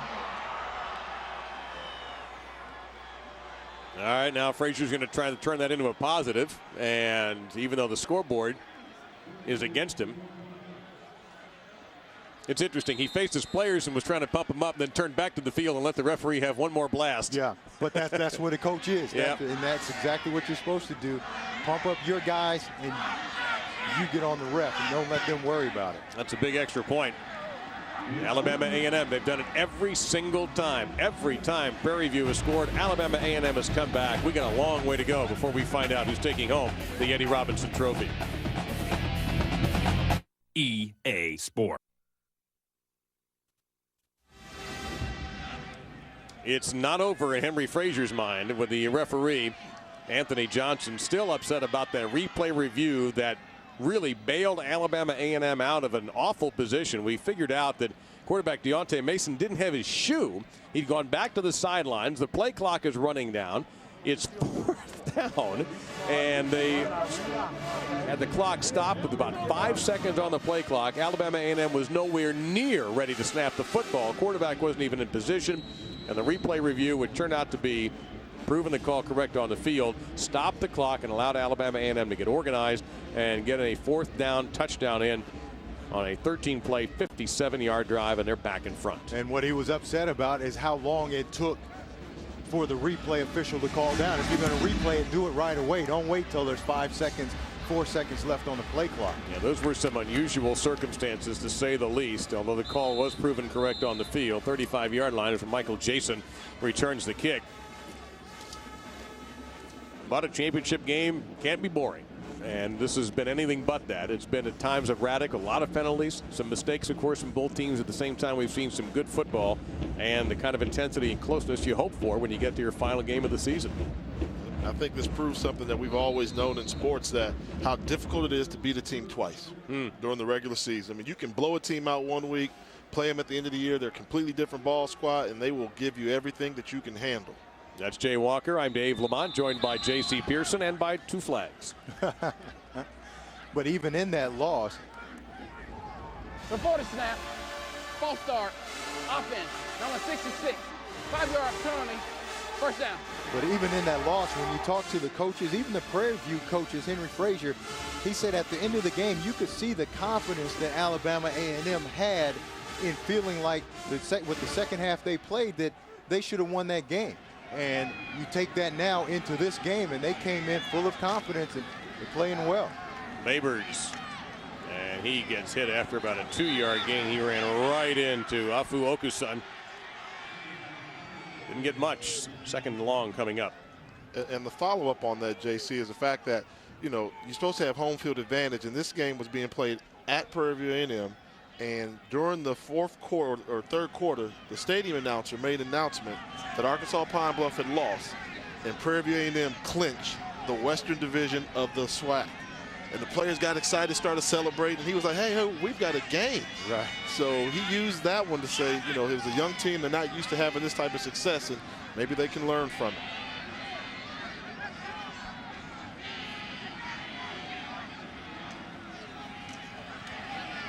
Steps away from the pressure, has an open man, and the pass is dropped at the 43-yard line by Michael Benson, who caught a touchdown pass earlier. And that time, I don't know whether he just tried to run without the football, but it's going to be third down and about 14. Yeah, you've got to concentrate even more in these elements. The ball is wet. It's a little heavy. You can see he just kind of takes his eyes off at the last second. You got to squeeze that ball in there, make a big play. He had an opportunity, obviously, to get a first down, but a whole lot more. Empty backfield on 3rd and 14. And a little bit, this is taking a long time. There's only 4 seconds to get the snap off. Down to 2, down to 1. Didn't make it.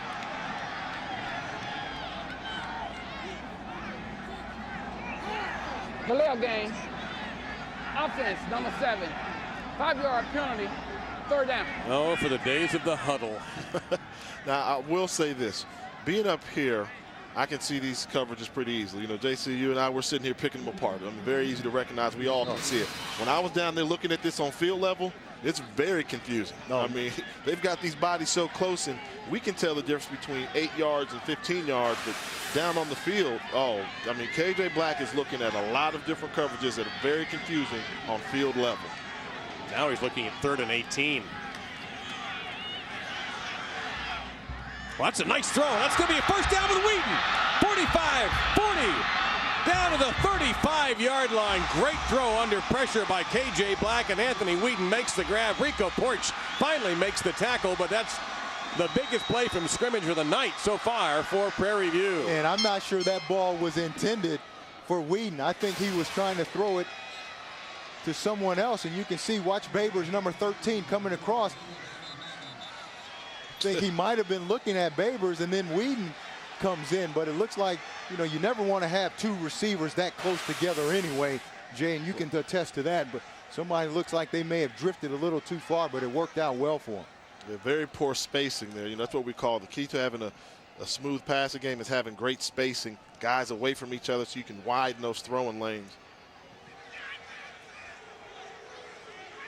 And there's more unhappiness with the officiating on the Prairie View sideline. This is when you absolutely have to have your poise. I didn't see a flag. And you're exactly right. I agree. This is when, as a coach, you got to show leadership. You tell your whole staff, you know what, don't worry about the officials. Yeah. Let's keep our calm and go out here and win a football game. You're only down by 4, but when everybody starts yelling and finger pointing, looking for excuses, players pick up on that, and they start to lose hope. We were told that there was a problem with the chain, and it's been fixed.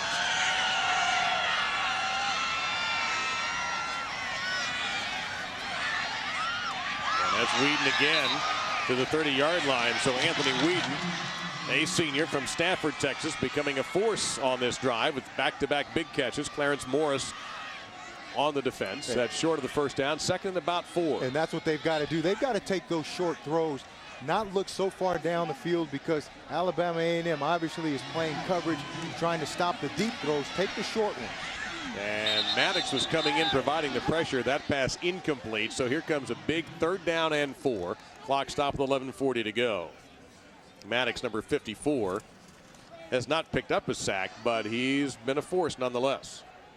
Maddox plays that position, that rush-in position, where Bronski Towns, the coordinator, likes to put his best defensive end in a position to pursue the quarterback one-on-one.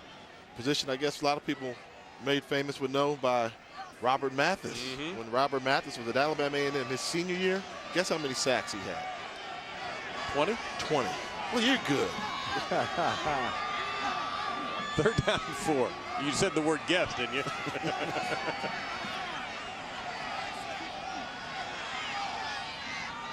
And it's Babers with his quickness, and he'll get a 1st down to the 24-yard line. The drive stays alive for the Panthers. I'd still like to see him get the ball more often. He's a tough runner. You can see just this inside lead play. Look at him. Even though he's a little guy, he continues to go forward, fight for extra yards, but he's a guy, he's a playmaker for him. You want him to touch the ball, whether you're handing it to him, throw the ball to him in some screens, get him out in the open space, especially in these conditions. A quick, fast guy like that is tough to bring down. They got to get him involved more. 5'9", 170, but very strong. Pressure here. Under pressure. Black connects. Touchdown! Osaze Ediai on the grab, and back in front go the Panthers. And Donald Babers steps up and does a great job in picking up the blitzer.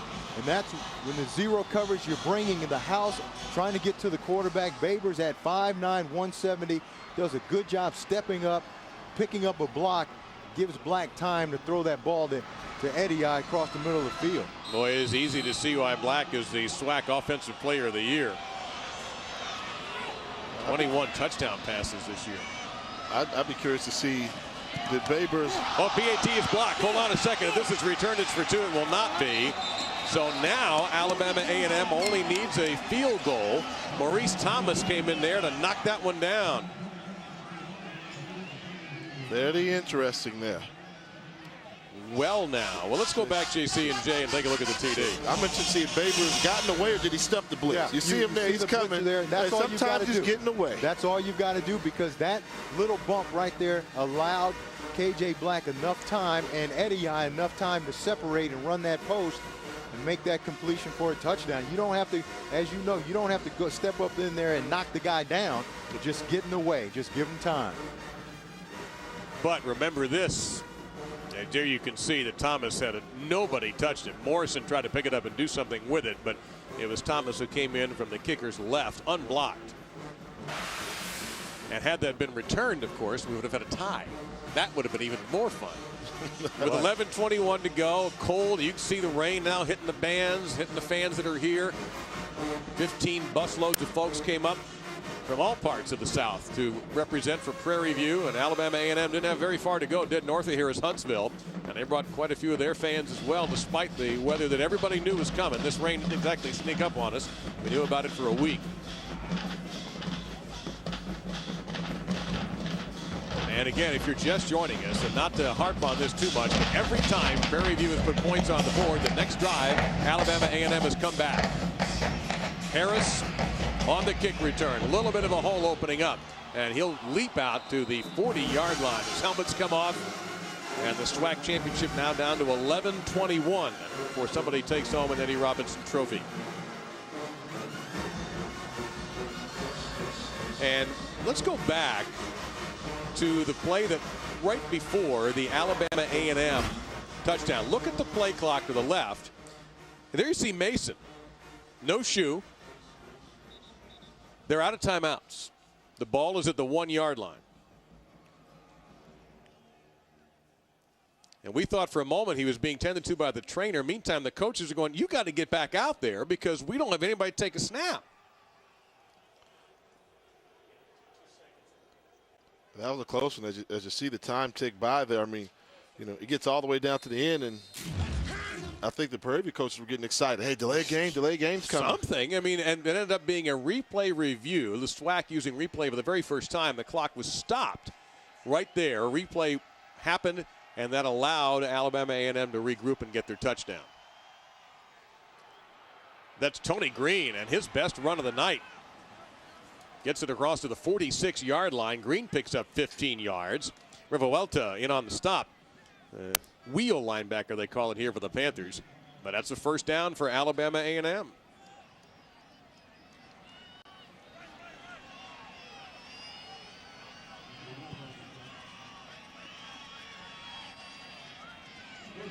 Now taking plenty of time. That's part of the spread offense. Line them up and then get your play.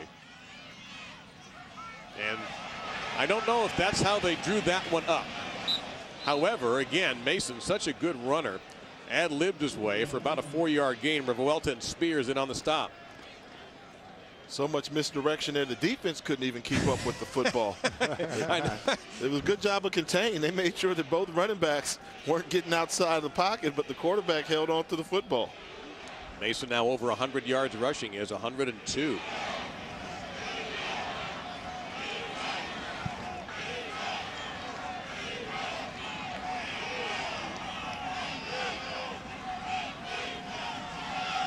Looking to the sideline, going down deep, trying to get it to Harris, who jumps up and is well defended that time. Moses Ellis with him every step of the way, brings up 3rd down and 6. That's when you got to put that ball out there. Still waiting. Yep. Not a lot of trajectory on it. Look at the angle. I mean, the ball never leaves your screen. You got to put that ball like you want to drop it down the chimney. Allow Tommy Harris to go and run underneath the football. Let him run. But a great job, too, by Moses Ellis, playing the ball, gets his head around, makes a play on the ball, but again, allowed to do that because that ball is underthrown.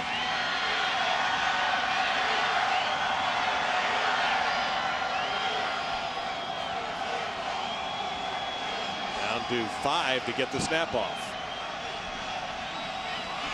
The late blitz coming from the safety position, and Beck knocked it out. It was Beck on the blitz who forced the fumble. It belongs to Prairie View.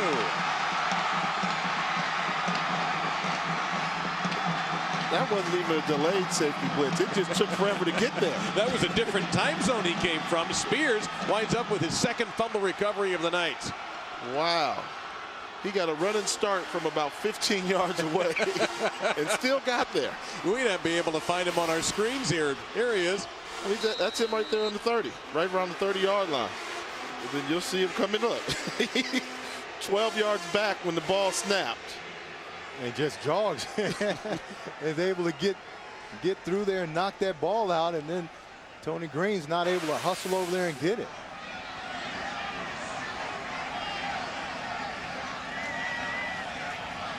Flags are down. And Babers is too. Maybe gained a yard. We'll see what the penalty is.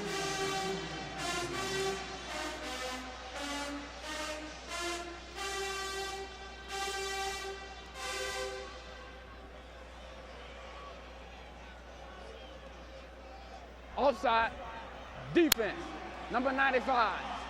5-yard penalty, 1st down. 13th penalty on the Bulldogs. And that's not how you win championships. You got to play smart. You got to be physical. You got to be tough. And 13 penalties, that's not playing smart. And we always say that defense wins championships, or at least you defensive guys say that. But right now, Alabama A&M, I think it's imperative that they do not allow Prairie View to come away with more than a field goal attempt. I don't know if they have enough offense to come back from being down 2 scores.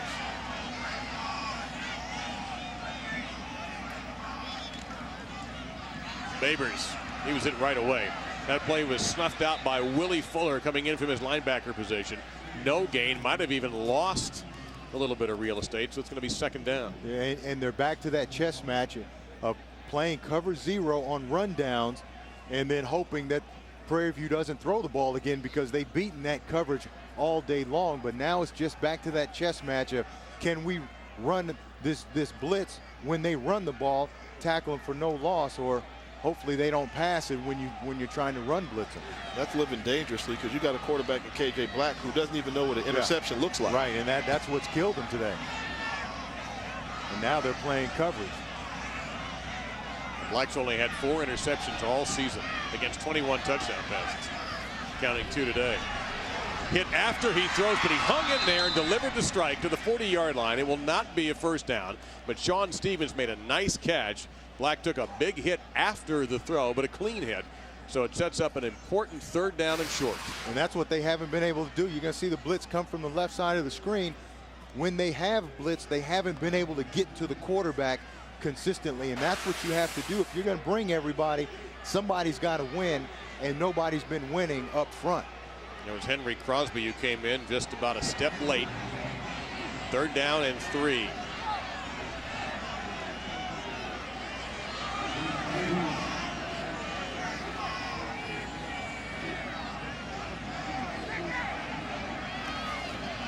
Pressure.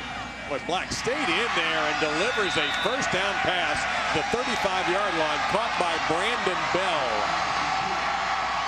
KJ Black has something that you just can't teach. I mean, he's got a natural clock. You know, and by that I mean he knows how much time exactly he has to get rid of the football. He's got a good feel for the pressure. If they're bringing the blitz, whether it's coming from the back, blind side, or right in his face, he knows how much time he has to get rid of the football, and he delivers it, and he expects his wide receivers to come through. And watch the middle of the field, because Alabama A&M is starting to gamble. They're getting greedy, aren't they? They're starting to gamble, and they're leaving those guys out in coverage with no help again.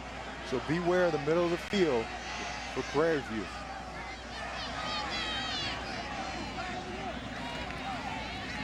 Instead, it's Babers quickly getting through a hole, getting inside the 25-yard line, down to the 23, and that'll be another first down. And that is about the only way the clock will ever stop for Alabama A&M, ironically, is if their defense allows the first down. Fuller on the stop, or of course if a play goes out of bounds, because Alabama A&M's out of timeouts.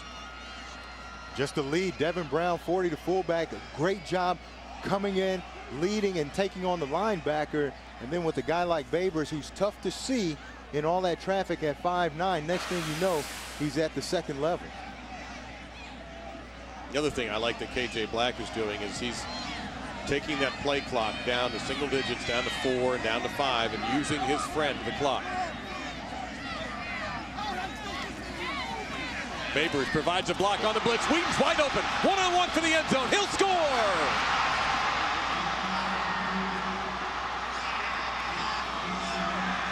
I'm becoming a big fan of KJ Black. I mean, great decision making, poise, stands tough in the pocket, always has the ability to find the guy that's open. Yeah, and they got beat again. Zero coverage.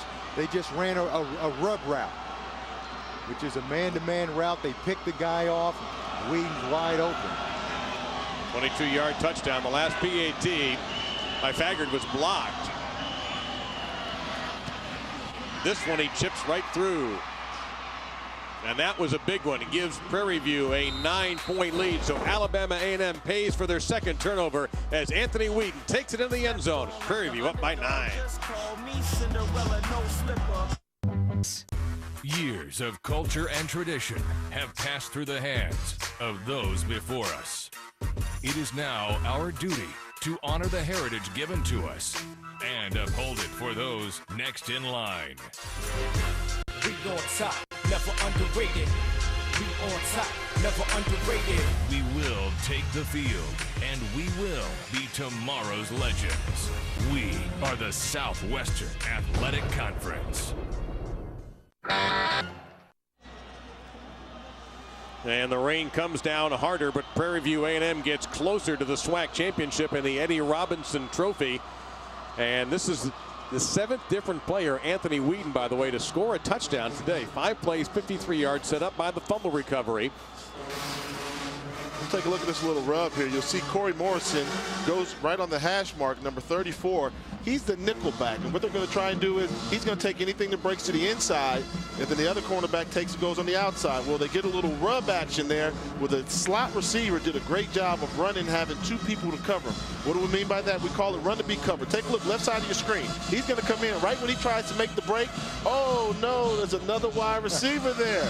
Good job. Not give credit to Wheaton for making a touchdown grab, but I like the outstanding job with the clear out. But we call that running to be covered. Take 2 guys to guard you, 1-on-1 or 1-on-nothing on the outside, touchdown. And Corey Morrison in the corner, he's got to recognize the route combination quicker. He's running up the field, allows Whedon to just come and run that out route. He doesn't have time to react. Now, I always wonder, JC, when you guys are in that situation as defensive back, you guys make a switch call there, or is there some type of verbal communication they can say? It's built in. It should be built in. If you got to do it on the run, it's never going to happen because things happen too quickly on the field. This is Harris getting out to the 41-yard line, maybe the 40 they'll stop him at here. So here's an Alabama A&M team that needs 2 scores, 6:54 to do it, and they are out of timeouts. We talked about that's why I thought that last drive was so crucial that they hold them to at least a field goal rather than, being so aggressive on the defensive side, trying to give up the big play. Yep. I thought if you hold them to a field goal, you can drive down the field and score. I just don't know if they got the firepower now, especially with the elements starting to come in place to score twice. Well, they're going to have to do it in a hurry. And it seems to be raining harder than it has at any time during the day, too. It's even hard to see the skyline of downtown Birmingham, and that's just over the other end of the stadium where we're at.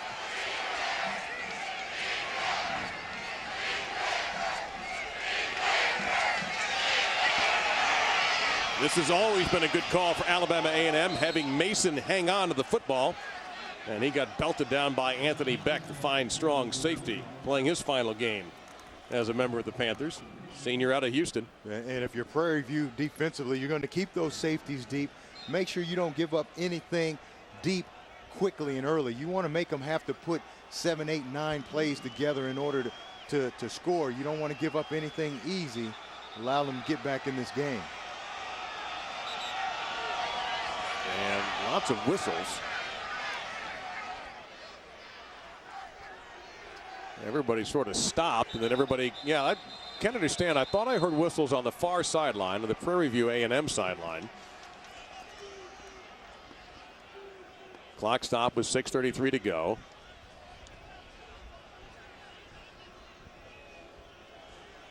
These SWAC officials have worked very hard today. And it seems to be an issue with the clock, obviously.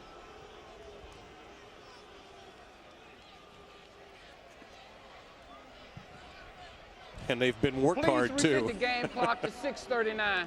All right, we'll get 6 additional seconds on the clock. And Henry Frazier so close to, and I guess if Prairie View does hang on, that you talk about completing a story, that really would. Very similar to the Temple story on the FBS level. Mm-hmm. Except that Temple hasn't won a conference championship. No, and you can think as Mason gets out of bounds at the 39-yard line, I also think of SMU making a bowl game. June Jones, in fact, going back to Hawaii. That was a program that was dead, literally. That was a big one there. I mean, he did a good job of reviving that program. But, I mean, Temple had it so close. It was in their grasp. Yeah. You've got to finish. And had they beat Villanova to start the season, this was a team that could have won 11-1 instead. Al Golden, great job out there. Second down and short. It's Carlock in motion. Mason got blasted by Spears. We'll make that Elton Holmes, number 30, who came in, not 90, but 30 who came in, and then forced a short pass. Jay, when you see a guy coming right at you like that, it's not easy to get rid of the ball properly. Well, no, I mean, you lose accuracy a little bit, but the key is you just want to give your receiver an opportunity to make the catch, and that's a perfect example between the difference between Mason and Black. Black knows he's going to get hit anyway, might as well complete the pass. Just because you throw the ball, don't think they're not going to hit you. So Black is more seasoned at it. He anticipates better. Mason reacts and forces a throw and loses his accuracy. But he does run the football well into a crowd. And may have to measure this one. He had to get to the 37. The head linesman comes out and stands on the 37-yard line. Mason, this is just his 5th start. He took over midway through the season when Kevin Atkins just wasn't playing up to the coach's expectations. And they will stop the clock to measure with 5:55 remaining in the game. That'll give Alabama A&M time to consult the charts, Anthony Jones's book that he carries with him. And they should be talking right now about calling a number of plays right now. 2 plays. This is what we want to do. This is his chance right now to use it as one of his timeouts and to convey to his quarterback what he wants to get done in the rest of that offense. And You know, those guys are just standing out there waiting for the measurement. They should be strategizing, figuring out what they're going to do. And normally it's the time you'd be on the headset saying, all right, give me your best 2 plays to your offensive coordinators. But one of the things Coach Jones does is he's actually the play caller. They've got an offensive coordinator in Coach Pearl, but Jones calls the plays here. So I think you could almost set them up, you know, call it a little setup down here. Say, hey, let's set them up. Let's maybe come with a hard run play here, then follow that up with a hard play action pass right after, because they still do have to score quickly. First down and 10. And the clock starts again. Plenty of time, this time for Mason. Now he's flushed and completes it to the 31-yard line and out for another first down. Torrey Smith with his first catch of the day. So now you got to get them going. You know, they're acting a little bit too lackadaisical. They need to be in 2-minute offense, not no huddle, but 2-minute offense with 5 minutes to go. Get plays called up to the line of scrimmage, rapid fire. As soon as they wind the clock, the ball should be snapped.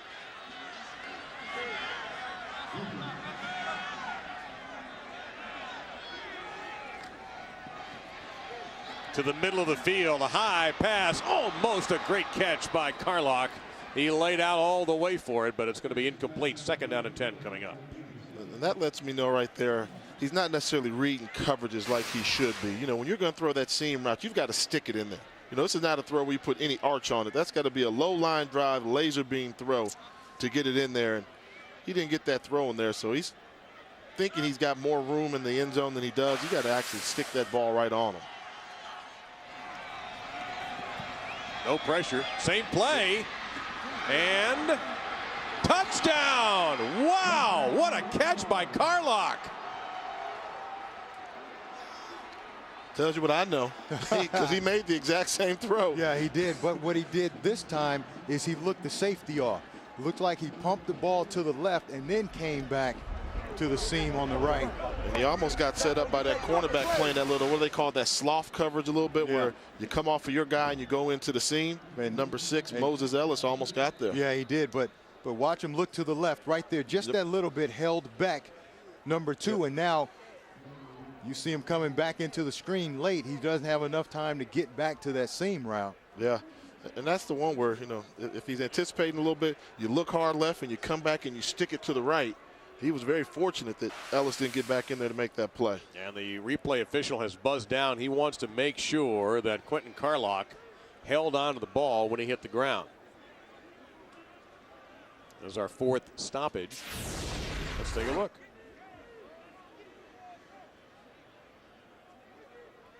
Uh-oh, fellas, what do you think? He's got it. If the ground can't cause a fumble, he grabbed it. His hands looks like they're still under the ball there. What about when it slipped toward his belt, though? Well, so that's the ground that does. He's got it there. His forearms are under the ball. We go back to the first look right here. But watch here. Yes. Arms under the ball, but the ball never touches the ground. Okay. It's in his stomach. It can come loose, but he regains control, and the ball, to me, never touches the ground. And again, it was ruled a touchdown, so it has to be indisputable video evidence to overturn it. And I don't know if that's going to be enough. I'll tell you right now in the SWAC conference, who does not like instant replay, Henry Frazier. Yeah, he's getting ready to go 0 for 3 if they confirm this touchdown, which I really do think they should. I mean, he had possession of it, then the ball hit the ground, as you said. Even though the ball hit the ground, he still had it. Right, and it looked like the ball, it's hard to see if that ball ever hit the ground. It looked like it moved, but it was on his body. Well, if it counts, it'll be Carlock's 2nd touchdown of the night. This is the one angle that I think might favor Prairie View a little bit. There's the ball, and it's moving, but does it ever touch the ground? You can't ever see the ball touch the ground. It can move on his body, and he can regain possession of it, and it never touches the ground. So he possesses the football. Wow, but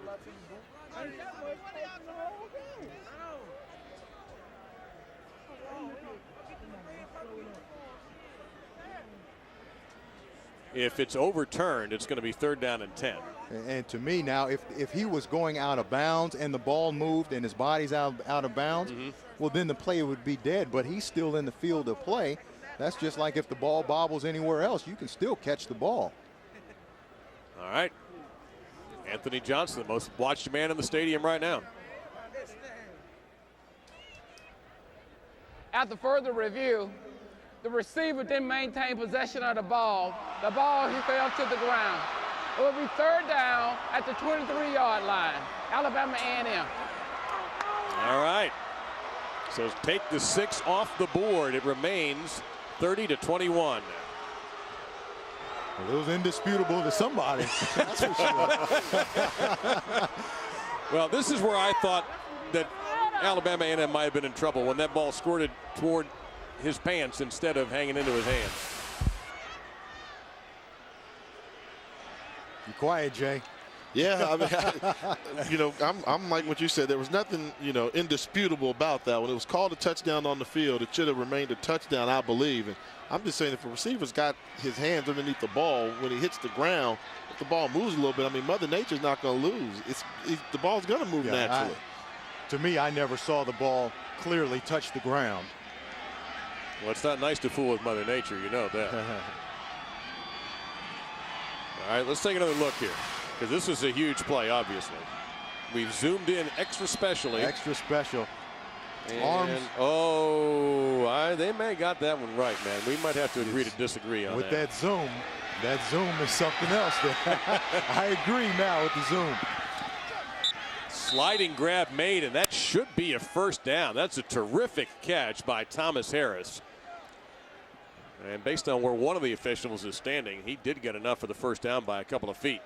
And why was that pass completed? Because of the mobility by Mason, just to buy some more time. Wasn't there. Initial drop back read not there. Rolled out to the right, bought some time, allowed Harris those extra seconds to spring away from the defender. It is a first down. Clock now to 5 minutes left in the SWAC Championship.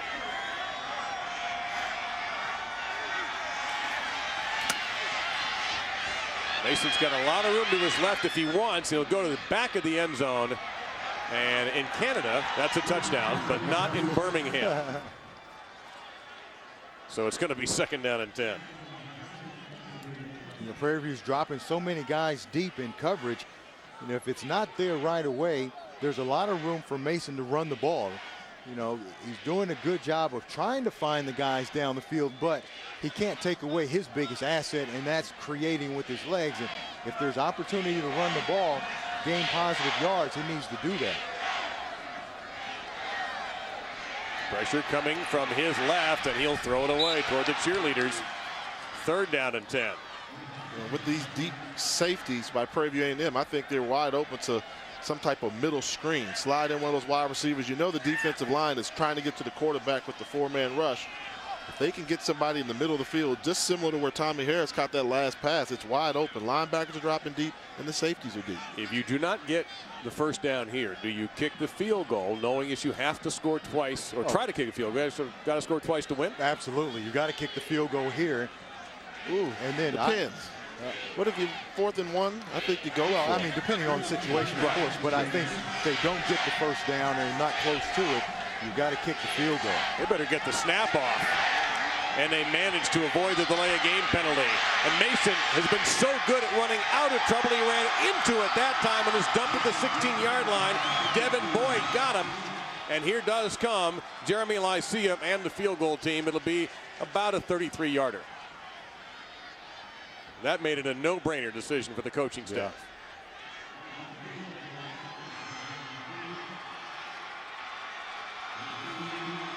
To the all-time points leader in Bulldogs history, maybe the biggest field goal of his career here to make it a one-score game. No problem. Now, with 4:02 to go, is it time for the onside kick since you have no timeouts? No, I think you kick it away and you play defense. You put the burden on your defense now to bow up and make a stop. We'll see. This week on ESPN's Monday Night Football, the top team in the NFC West, Arizona, led by Larry Fitzgerald, taking on San Francisco. Can Frank Gore lead the 49ers to a win against their division rivals? Find out when the Cardinals take on the 49ers on ESPN's Monday Night Football at 8:30 Eastern. Coverage begins with a Monday Night Countdown served by Applebee's at 7 Eastern. I think you guys are logical, but this game at times has defied logic. Right, but you don't want an onside kick here. Give Prairie View excellent field position. And then if they go down and they kick a field goal, well, now you're back in the same situation you were in. I think you kick it away, you play good defense, hope that your defense can get a 3 and out, and then you can get the ball back for your guys. But as they line up, Prairie View is anticipating the onside kick, which is the smart way to do it. You have to be ready for that. And that sure looks like an onside kick formation. Michael Benson's all by himself at the 24-yard line. Of course, this could just be an elaborate ruse also.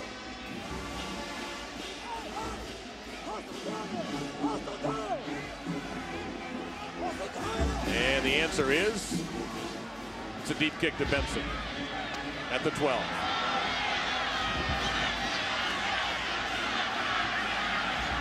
And he's cut down to the 20-yard line. Good job by the coverage team. So a long way to go. And a great job by the coverage team of maintaining leverage, not letting him get to the outside. He wanted to try to get to the corner, but the contained man did a great job staying outside, forcing him to come back to the field and be tackled. One big key so far for Prairie View today, and one of the reasons they have this lead is the job they have done on Jeremy Maddox. #1 in the FCS in sacks. He has a dozen, averages more than 1 per game. He doesn't have a sack today. Yeah, and I don't think he's going to have very many more opportunities because Prairie View needs to run the ball here, keep the clock moving, because Alabama A&M doesn't have any timeouts left. They can't stop the clock. So you want to try to run the ball here and see if you can get some first down. Prairie View's been 5 for 5 on 3rd downs too. If they should hang on to win this game, that's a key stat.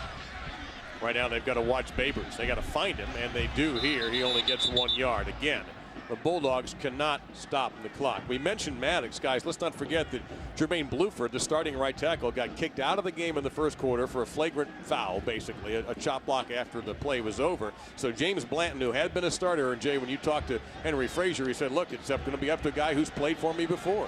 Yeah, and you know, and surprisingly, you know, I asked him off camera, I said, well, he was a starter. Obviously, he's no longer the starter, so you are going down a little bit. He said, kind of, we'll be okay. We'll be okay. And I give him credit. I thought he was in trouble. He played pretty well the second half. He played well. We've not said Maddox's name once, and no sacks. And remember, they had a lot of confidence that their guys could block him anyway. Well, Babers trying to get to the edge. Can he do it and get the first down? He does. He'll get a first down to the 37-yard line with 3:02 to go. Big run right there. I mean, they got that done against an 8-man box. And he was able to bounce outside. We talked about his size. He's hard to find when you've got those big offensive linemen in front of him. I mean, look at this. You're on the field. You're trying to find him. We've got zoom lenses, but imagine if you're down there looking for him. And the only thing, does a good job staying in bounds, but you want to make sure that you stay in bounds. You don't want to go out of bounds. Your Prairie View in this situation, you want that clock to continue to run at all costs. Under 2:45.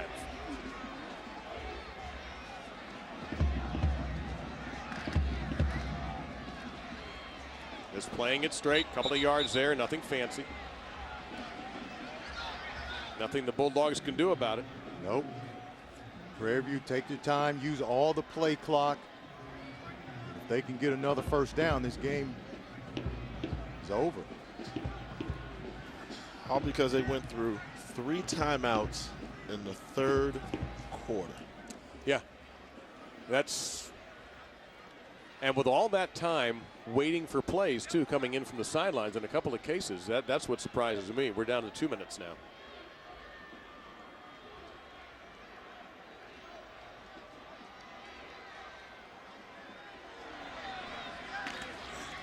Babers. And he's in some deep trouble, and his double team actually loses a couple of yards. You saw Vernon Marshall, number 6, in there to help with the tackle. But as they started the play clock, so you could take this almost down to 1 minute before the snap. Yeah. Right. And then after this play, you can take it all. If you don't get the first down, you take it down to about 30 seconds or so, if not less. So you don't leave a lot of time on the clock for Alabama A&M, even if you do kick the ball to them. As tempting as it is to throw the football, go for the first, you've got to be smart. You've got to work the numbers. And if anything here, you roll the quarterback out, you know, and buy some more time and get him on the edge and let him run the ball. Playing it safe. It'll be 4th down. And Prairie View now. 55 seconds remaining.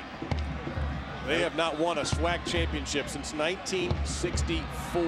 They can run it all the way down to about 25 seconds left now. They've got 16 seconds of difference between the play clock and the game clock. And now if you're Alabama A&M, you got to sell out and go for the punt block. Yes. What about taking a safety? Too far to run back. Too far to run back. Too far to run back. Too dangerous. They catch up to him and knock the ball out. Ventura, by the way, has had 5 punts blocked this year.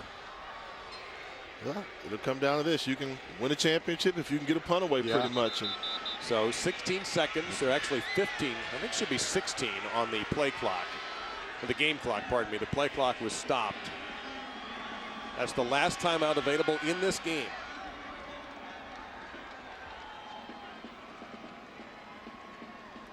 So can they protect Pedro Ventura?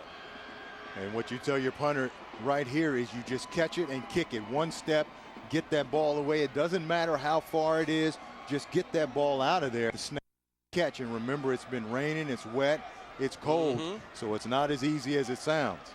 What's at stake here besides the SWAC championship? Possibly the Black College championship. That's a poll. South Carolina State could get it, or it could go to Prairie View. 10 on the line. Good snap. Contain the return is the next for Prairie View. That's Harris. And he's dangerous. Whoa, he's got a block. Oh, he's got a big block to the 50 and tackle at the 46-yard line with 2 seconds remaining. One man left. One man. Michael Jason should be the first guy to wear that belt if Prairie View wins, because he's the one who made the tackle. I mean, the wall was there. It was set up. One to beat. Look at the wipeout block coming over here. And one more, too. Right here. Right. Wham. Yeah. And then there's one guy. If they can just get that block. He outran him. You want to tell him just slow down a little bit. Give him a dead leg step and let him go by you. But adrenaline was pumping. So the SWAC championship will come down to a Hail Mary. And here you always have to be concerned about an interference penalty on the defense, as well as, of course, the crazy bounces. Here we go for the SWAC championship.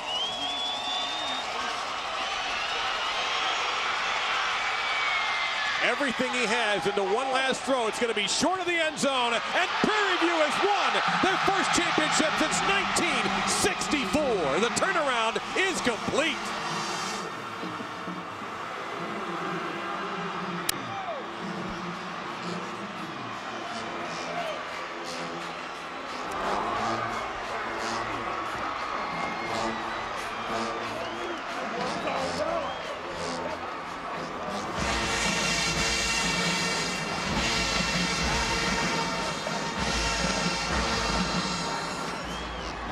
What do we say, JC? That Prairie View. That Prairie View. It's a new Prairie View. It's a champion Prairie View, and they win the SWAC, the Eddie Robinson Trophy, and quite possibly the Black College Football Championship. Our final, 30-24 Prairie View. Coming up next on ESPN Classic, more college football. 2008 Bedlam, Oklahoma and Oklahoma State and Stillwater. For JC and Jay and our entire crew, I'm Dave Lamont. So long from Birmingham. You are looking live at Boone Pickens Stadium in Stillwater, Oklahoma, where the Bedlam Series wraps up the Big 12 regular season on Saturday Night Football on ABC, presented by Southwest Airlines. So